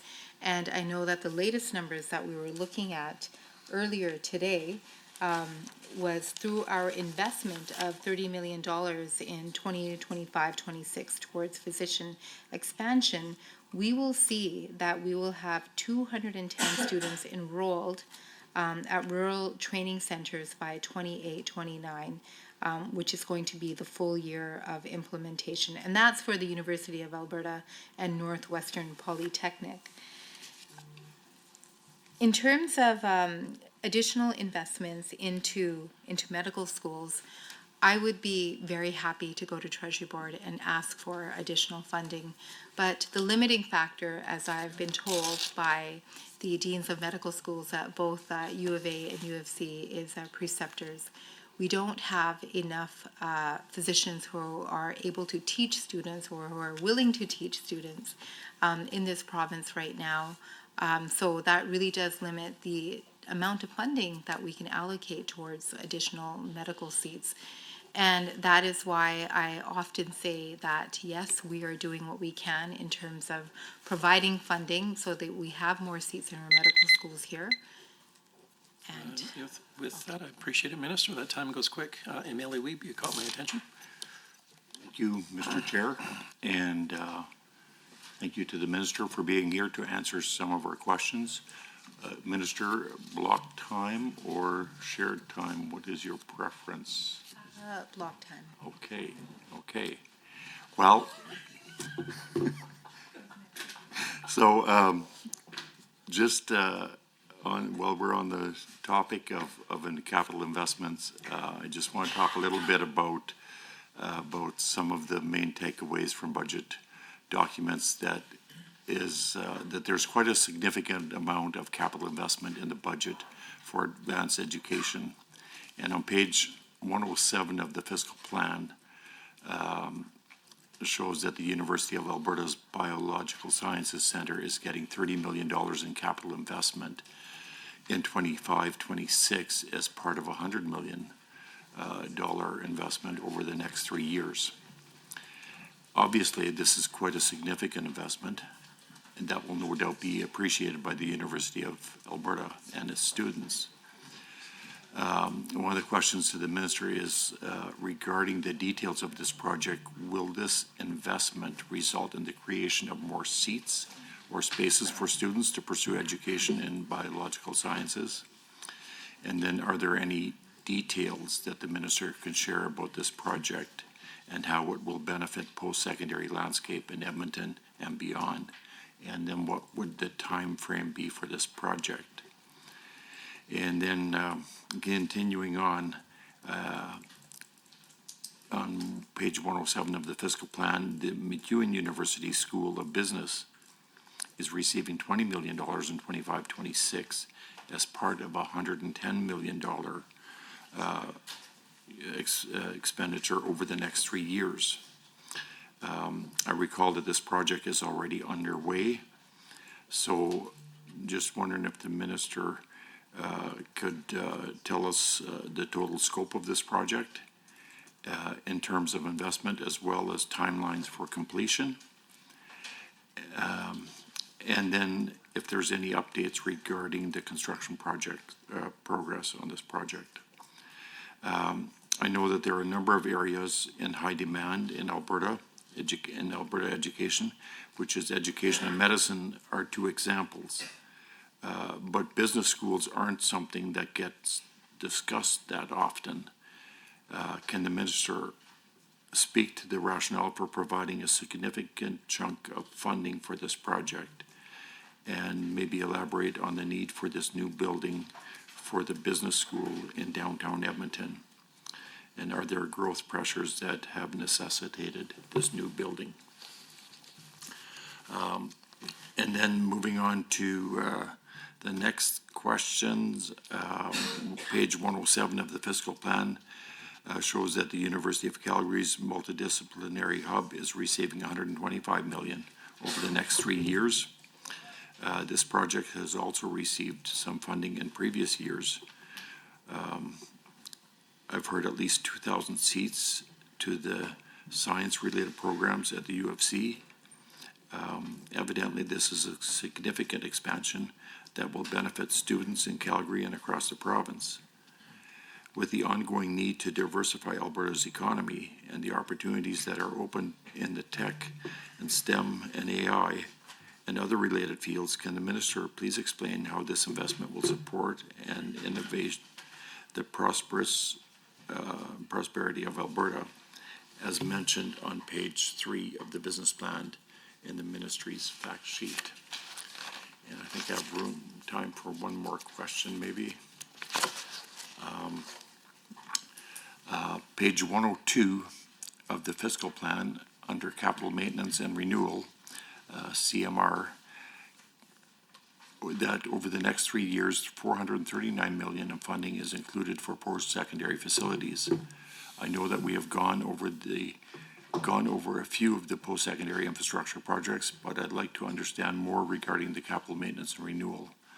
Can the minister also provide additional details on CMR funding and why it is important?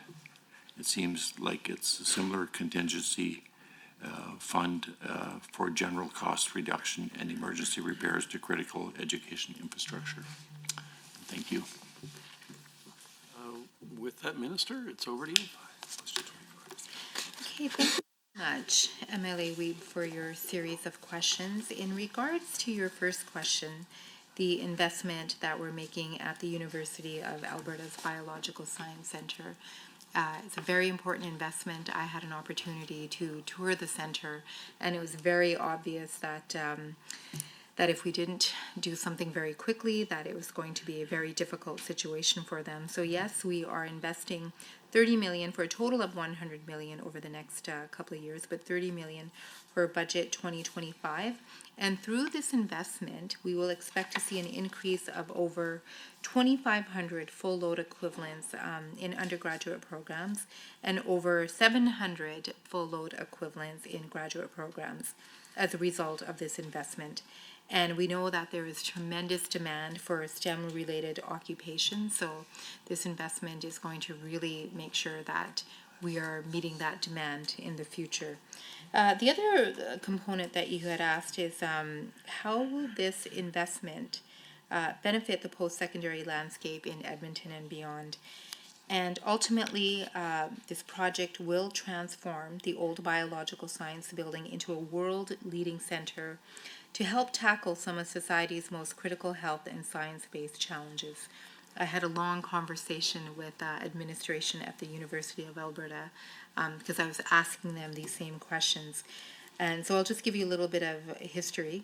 The biological sciences complex is long overdue for a building renewal, and I saw that with my own eyes. It was built in 1969, and the building systems are now beyond their useful life. But through this very important investment, we will see groundbreaking life sciences solutions coming out of Alberta. This project gives renewed life to an aging facility and has the potential to bring and build some of the best minds in the STEM field. The project will start this year, and it's expected to reach completion in 2028-29. The second question that was posed was around the investment for MacEwan's University School of Business. They are receiving $20 million in budget 2025-26 as part of a $110 million investment over the next 3 years. And I am very pleased to say that this project is on schedule and it's on budget, very important. And it is, the province is providing $125 million of the $190 million in total for the project cost.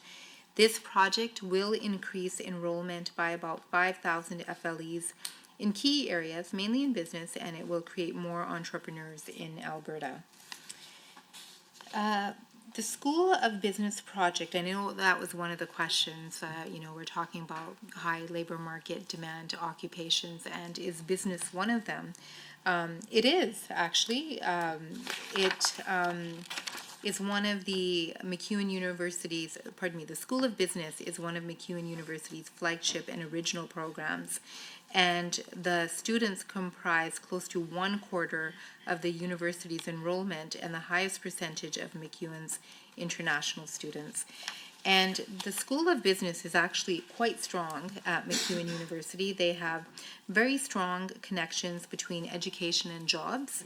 Their graduates are ready for the workforce and are highly employable. And I'll give you an example. MacEwan scores strongly in most skills and labor market outcomes, key performance indicators, with 92% of MacEwan graduates employed within 2 years. These are really, really impressive metrics. 72% within 6 months and 84% in a job related to their educational program. And that is what you always want to see. You want to see these kinds of high metrics when you're assessing graduates. Now, another defining attribute of the school is its growing focus on developing and supporting student entrepreneurs. I also had a chance to visit MacEwan University and was very impressed with some of their labs, their 3D printing labs, and their entrepreneurship programs. Again, very vital to our economy and our growing ecosystem for entrepreneurs. Now, I think you had also asked about the University of Calgary's multidisciplinary hub. You are right. The investment in the University of Calgary's multidisciplinary hub project is going to create over 2,000 seats in STEM-related fields. Again, another very, very important investment when we look at publications like Minister, I apologize. Back over to the opposition. Emil Hagan. Okay, great. Thanks. Try to liven things up here a little bit, eh? It's good. My first question is Schedule 5 of the fiscal plan, and talking about the core operating expense for the ministry forecasted at $6.628 billion. The estimate for 25-26 is 6.35. Now, considering how high Alberta's inflation rate has been over the last year, couple of years really, higher than most other provinces, and considering the unprecedented population growth here in Alberta as well, it's the 25-26 budget really represents an actual cut of more than $300 million. More specific to the day-to-day operations of our universities, post-secondary operations expense is estimated to rise only $40.7 million on a budget of $6.85 billion, representing an actual cut of $284.4 million, 4.2%. That's from page 31 of the estimates. So back when the minister made her opening remarks, she talked about how, our universities and how amazing they are, and I concur, absolutely. University of Alberta, one of the top universities, 100 universities in the world, by, certain measures. But, how does the minister expect that universities in Alberta hold on to their global reputations while they're being starved for funds in the province?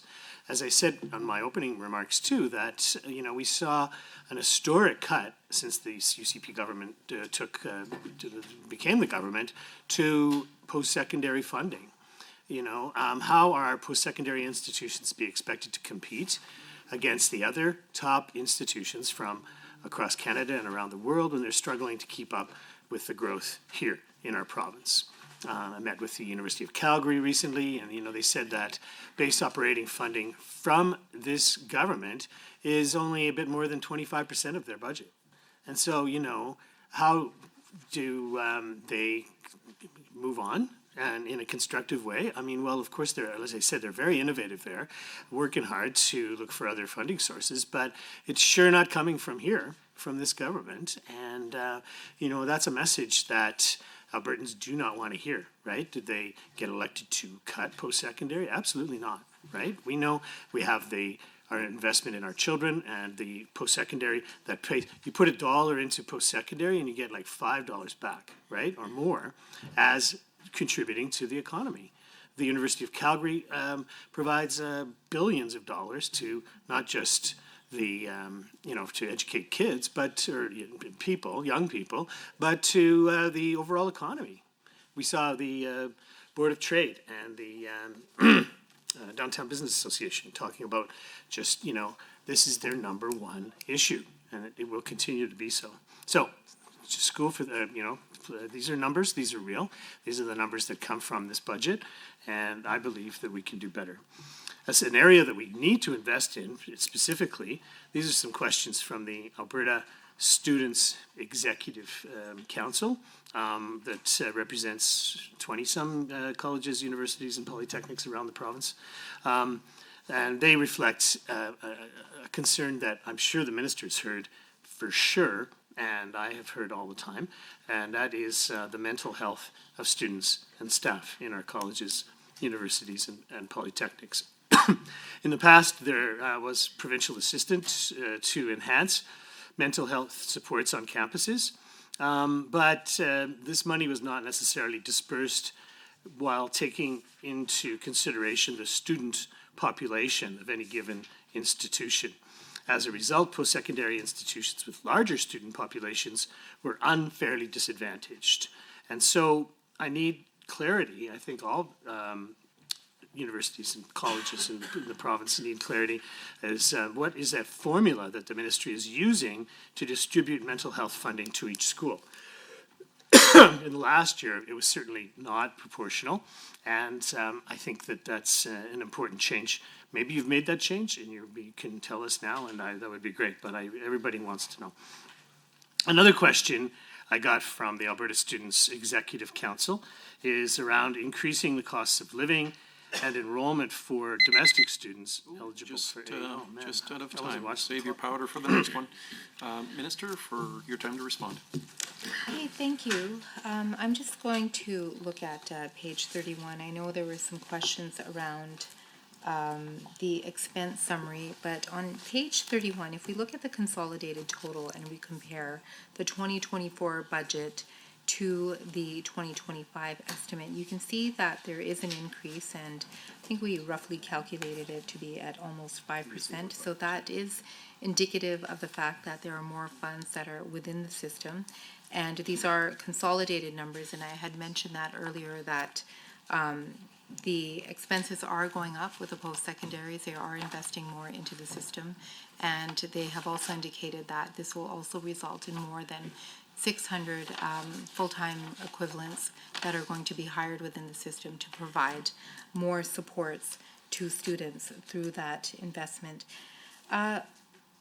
I know that there was a comment made around MLA Aiken's conversations with the University of Calgary. How are they going to hold on to their global reputations while one key investment was the investment in the multidisciplinary hub. I have been told time and time again from faculty what a significant investment this is, particularly from the Dean of Science at the University of Calgary, who said this is going to result in more attraction of professors and academic staff from across the country, in addition to providing 2,000 seats as well. I think one thing that we have not talked about today is Alberta 2030's plan about really getting out of the way and allowing post-secondary institutions to find creative and innovative ways to increase their own source revenues. I know that the University of Calgary has their University Properties Trust, which is very focused on that in terms of increasing own source revenues. And I can give you several examples of Northwestern Polytechnic, for example, that is looking at building a healthcare center in partnership with the city. Bow Valley College has done some innovative work as well in terms of increasing own source revenues. So the reality is that post-secondary education has always required students, post-secondary institution itself, and government to come together to provide funding for learning for students. And certainly I've seen that many of these institutions are really focused on finding innovative ways to increase that revenue. There was a question around mental health supports. We have been providing $8.7 million for the last couple of years, and that certainly is maintained in budget 2025. The other part of the story that I wanted to mention as it relates to mental health is that we know that there are not enough professionals in this field within the province, and that's why we had budgeted $10 million in budget. We had announced $10 million in funding for additional mental health seats across the province, and this year it was $10 million in total, but in budget 2025 it'll be $4 million that will be allocated to a variety of institutions across the province to create additional mental health seats so that we have more professionals working in our economy and in society to make sure that we have those supports for those who are needing mental health supports and addiction support as well. I know that the Canadian Mental Health Association, as well as we're speaking about additional funding, the Alberta Division and Centre for Suicide Prevention also receives from Advanced Education $300,000 to ensure that there are additional supports there as well. In regards to mental health supports on campus and with post-secondary institutions, I will have to say that my colleague, Minister Williams for Mental Health and Addictions, is also undertaking some significant initiatives that will provide supports to all Albertans, which includes students as well. So that is a quick summary of some of the supports that are available through Advanced Education. So in terms of how that funding's been allocated, it's largely by enrollment. Yeah. So just going back to the question around what is the formula in terms of how mental health supports are allocated, that 8.7, and it is based on enrollment numbers. And, just to give you a quick overview of... I'll have to come back to that. MLA Stefan, you caught my attention. Thank you, Chair. And to the Minister, through you, I've got a confession to make. And that is, I absolutely love block time. It is like the very, very, very best. I'm just wondering if we can do block time, Minister. You bet. You have made my evening. Thank you very much. Very appreciate that. Well, very grateful to be here with you, Minister, talking about a great ministry in Alberta.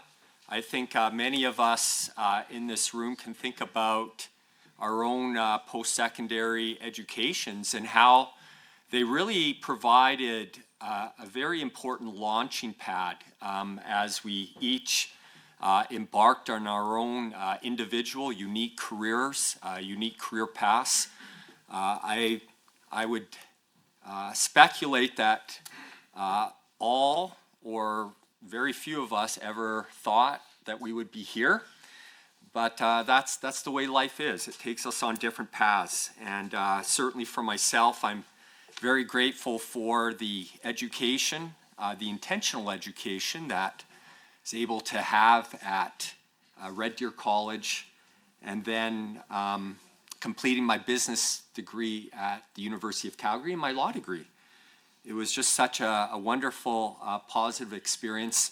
And certainly, as it relates to Red Deer College, which is in my constituency, I'm very grateful for the UCP government, the Alberta government, for really leveraging off the competitive advantages of Red Deer College and allowing it or supporting it in transitioning to become a polytechnic, which really provides opportunities for our young adults to both get degrees or trades education.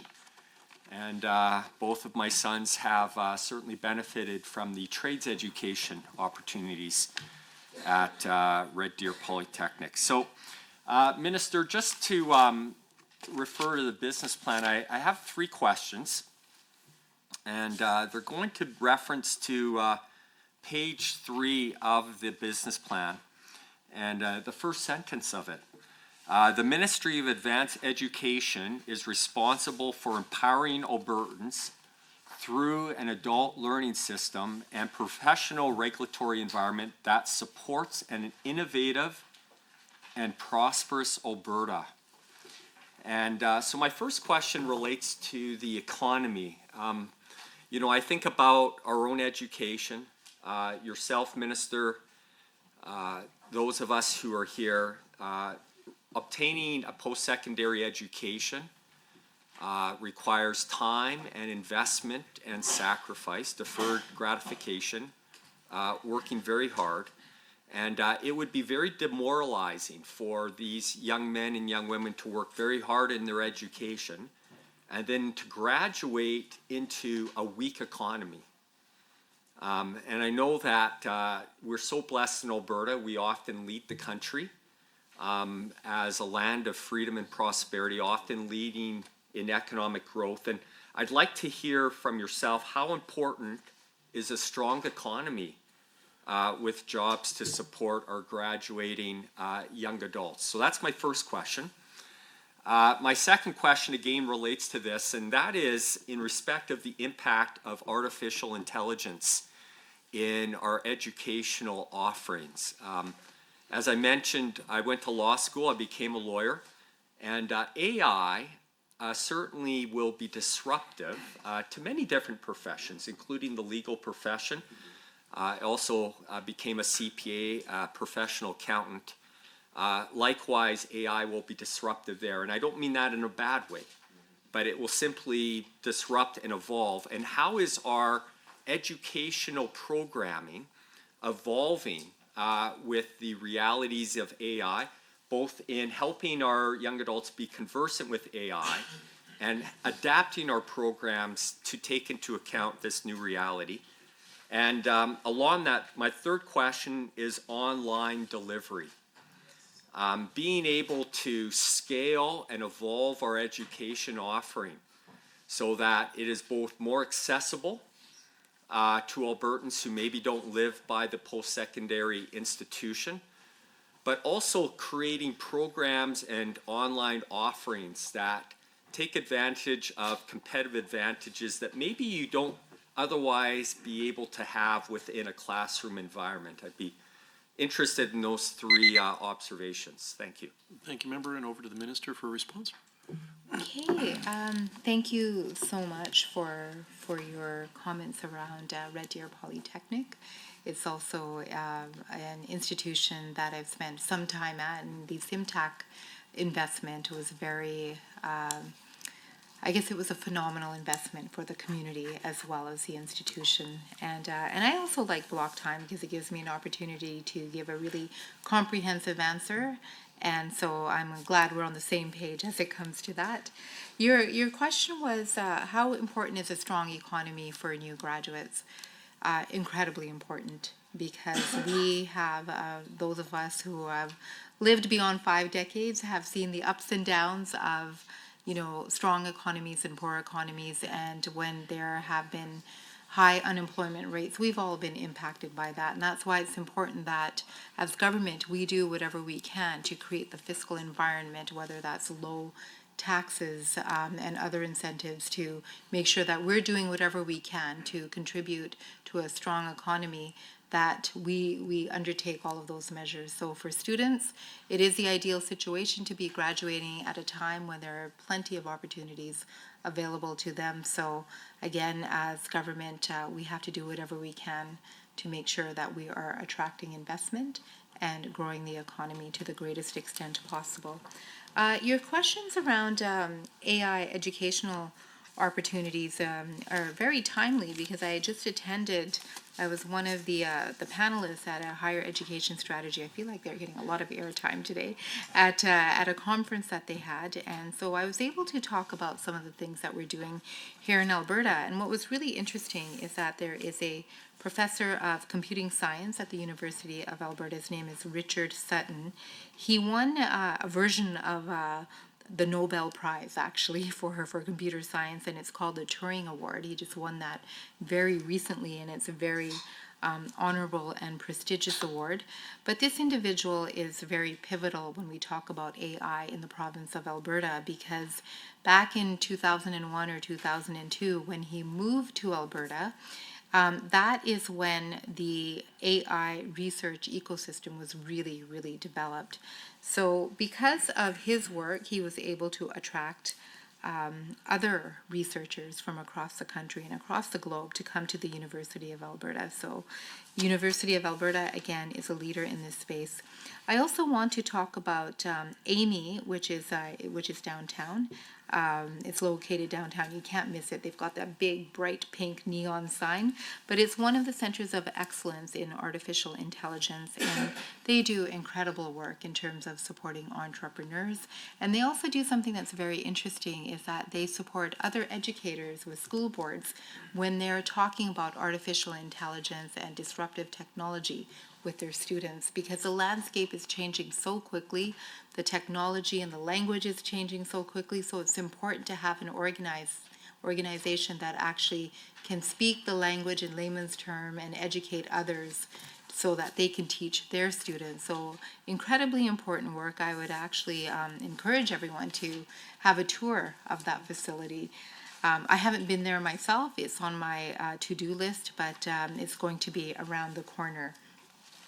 I know that technology and innovation through their ATIS strategy also provide quite a bit of funding to Alberta Innovates, who also support the artificial intelligence ecosystem. And that work is critical. It's put Alberta on the map. The University of Lethbridge also has significant AI programming, and there's a lot of students that I've spoken to who have indicated that they feel very enriched and very rewarded by the education that they received at the University of Alberta. And my team is reminding me that that there are many AI and data analytics post-baccalaureate certificates as well. There's micro-credentialing that is available for anybody who wants to. You've done a couple of degrees. You've got a law degree, I think an accounting degree as well. I don't know if you want to go back for a computer science degree, but you don't have to. You can do some micro-credentialing. You can look at some certificate programs as well, just to learn a little bit more, because you're right, it is the way of the world. Almost everything involves artificial intelligence. And I think the final note I would like to make around that is that the University of Alberta, I think Amy supports them. They offer a course. It's not mandatory, but it's available to students to learn everything about artificial intelligence. And MLA again. All yours, sir. Okay, thanks a lot. I'm just going to move fairly fast because I think this could be my last round. And so if we don't get to all the answers, then if your department could answer the questions in writing for me, please, I would appreciate that. Yes, okay, good. Before the budget's passed, right? So that I know, whether I should vote for the budget or not, right? So, thanks a lot. Yeah, there you go. There you go. In regards to page 76 of your fiscal plan, owns self-sourcing post-secondary institution revenue funding in 26 is up 58% for the post-secondary institution operating expenses, up from 53% in 2022-23. Does the minister have a goal in mind for this number? Would she like to see this number climb past 60% or 70%? And what point would the minister consider a public post-secondary institution to become really, in reality, a private institution? As I said, the University of Calgary now, you are only providing about 25% of their operating funding, and it's a problem. And then you still want to dictate how they operate and what they do and what they teach and whatnot, then you only give 25% of the money. I don't know if that's sustainable or not. From page 26 and 31 of government expenses, more money for PSIs will come from tuition and non-credit courses now, 2.133 billion, than from provincial post-secondary operations funding, which is at 2.054 funding. Is this the balance that the minister and this UCP government is aiming for, or is there a ratio that the ministry is pursuing? And what mandate does this expert panel have to change this formula, or maybe change course on this situation? Another question on tuition as well. Total revenue funding from tuition is increasing 6.7% from last year's budget. Is the minister comfortable with having tuition increases outpace public funding for PSIs, outpacing inflation as well, and is really pricing many students out from being able to access post-secondary education? The tuition is just too darn high, and people walk away, and we lose everything as a result. Is the minister able to provide the exact breakdown of tuition increases? For example, how much is it increased from tuition fees, how much from added seats, and so forth? This is a major consideration when we're looking at overall increases, but how individual students are being affected. The next question I have is in regards to the revenue and transfers from the Government of Canada. This is from page 9 of the business plan. Provincial priorities regulations came out a few weeks ago, and I do have a question regarding the federal investment in research. I noticed a partial exemption for research. I did talk about that a little bit, but here is a quote directly from that. The agreement pertains to research unless a greater than 50% of the total funding being provided under the agreement, excluding any in-kind contributions, is capital funding for the development of those research facilities. So, my question is, what counts as a research facility? Does it include in research equipment or any other sort of equipment from these facilities? Just the building itself? I'm just hoping for a bit of clarity on what exactly what is or isn't exempt from the ministerial approval under Bill 18 when looking at specifically at the exemption of research. Of course, I did ask questions around this globally as well, in saying that you tried to exclude most of the things in the regulations that you brought forward after consultation, but you still have Bill 18 on the books, right? And again, the chill effect of the initial play on Bill 18, I think, needs to be removed. The bill needs to be removed. The law needs to be removed to pursue, bringing in researchers to our province, keeping the ones that we have, as you described that individual from the University of Alberta winning the Turing Award just recently on artificial intelligence, attracting more people like that and building the type of intellectual capital that we need to move forward and help diversify our economy. Again, I'm just down on the, no, I'm not going to make it. That's okay. That's okay. Minister, over to you. Okay, thank you. And I was just pulling up the page where you had quoted that own source PSI revenue funding is 58% of 2025-26 PSI operating expense, up from 53 in 22-23. Now, this was a part of Alberta 2030. It was actually written in there that we wanted to encourage post-secondary institutions to look at innovative ways of increasing their own source revenues. And this wasn't just our idea. This is something that the post-secondary institutions wanted, particularly the University of Calgary and the University of Alberta.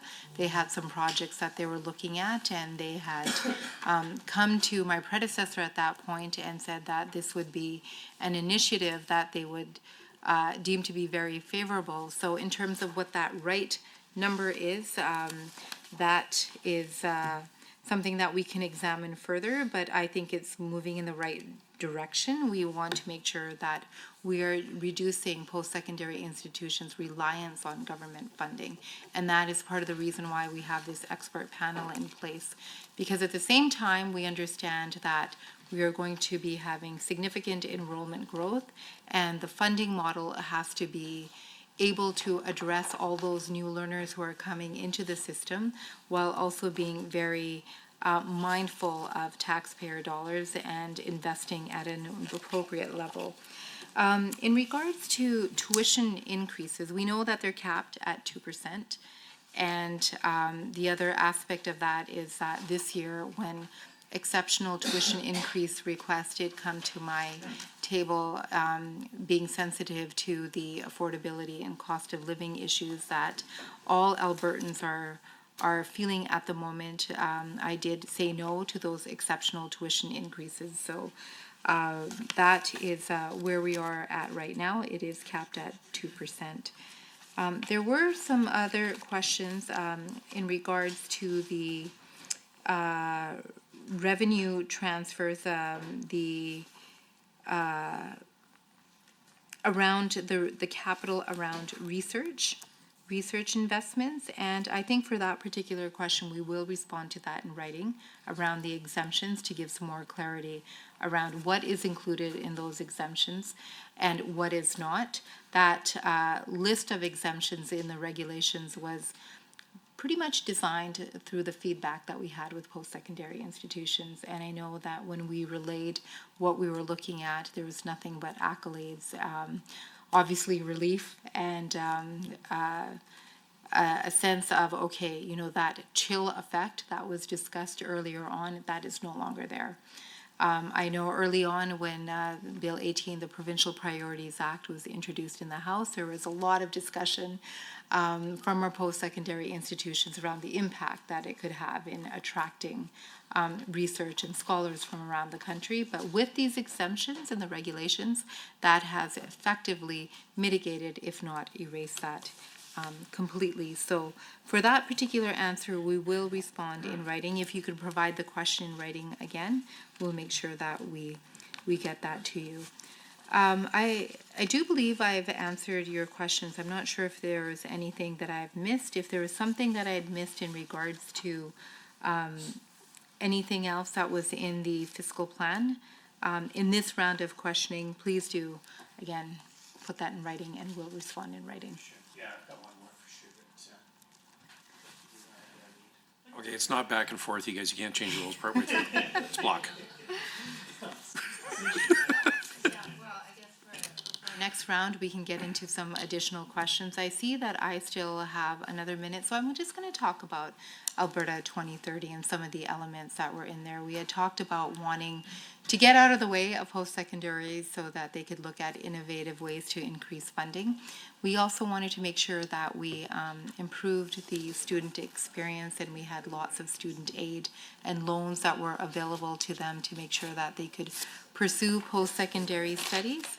We also wanted to make sure that we were developing skills for jobs, and that's why there's such a tremendous investment in the trades to make sure that we're meeting those occupation labor market demands that we're seeing in the economy.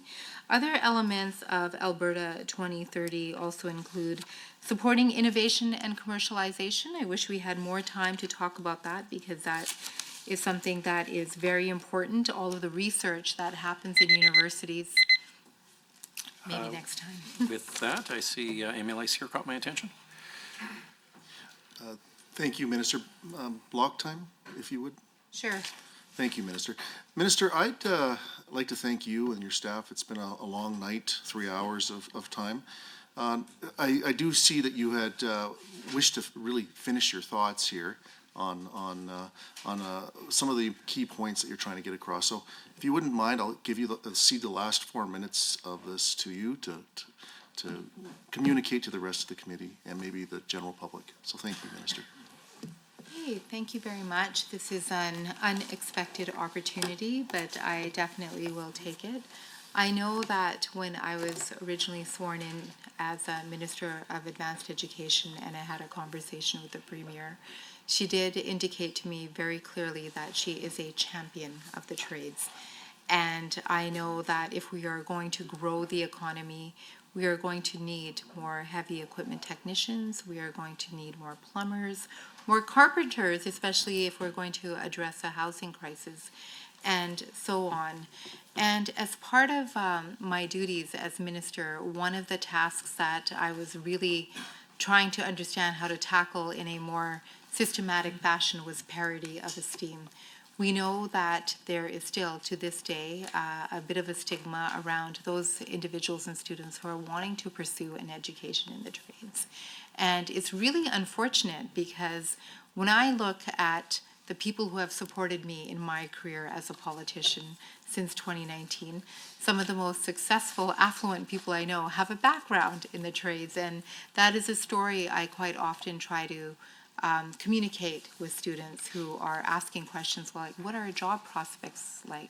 What will I do in the future? And what if I want to change careers midway? What if I decide that I don't want to be a carpenter any longer? What are the learner pathways that are available to me?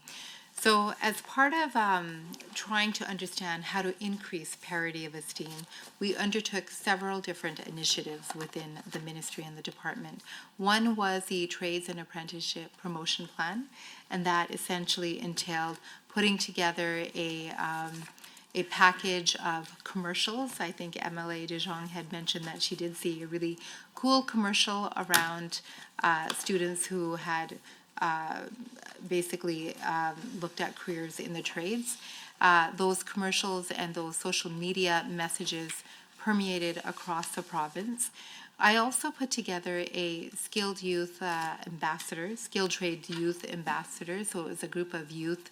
I think we had about 12 members who actually helped me in this endeavors. We had a booth at the Stampede actually this past summer where some of these ambassadors talked to families and young people who came across through their booth to talk about, again, what the education pathways look like, what the opportunities are, what the salaries could look like in the future, and again, what those learner pathways are.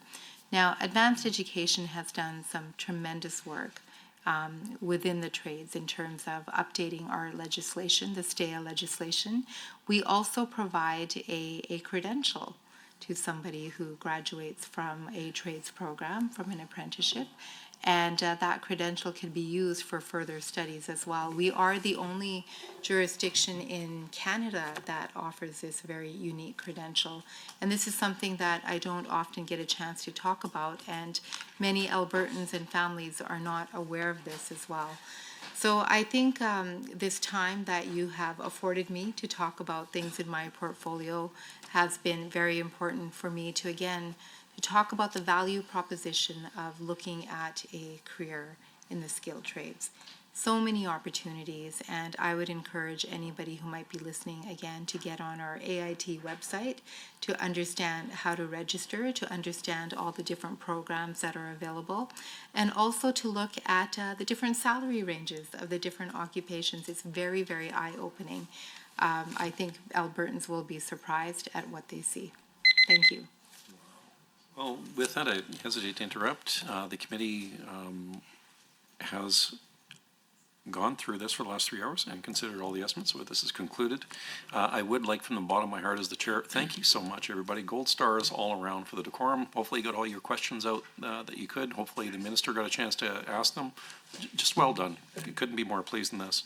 So I'd like to remind committee members that we are scheduled to meet tomorrow, March 18th, 2025, at 3:30 p.m. to consider estimates of executive council. And with that, meeting is adjourned. Thank you.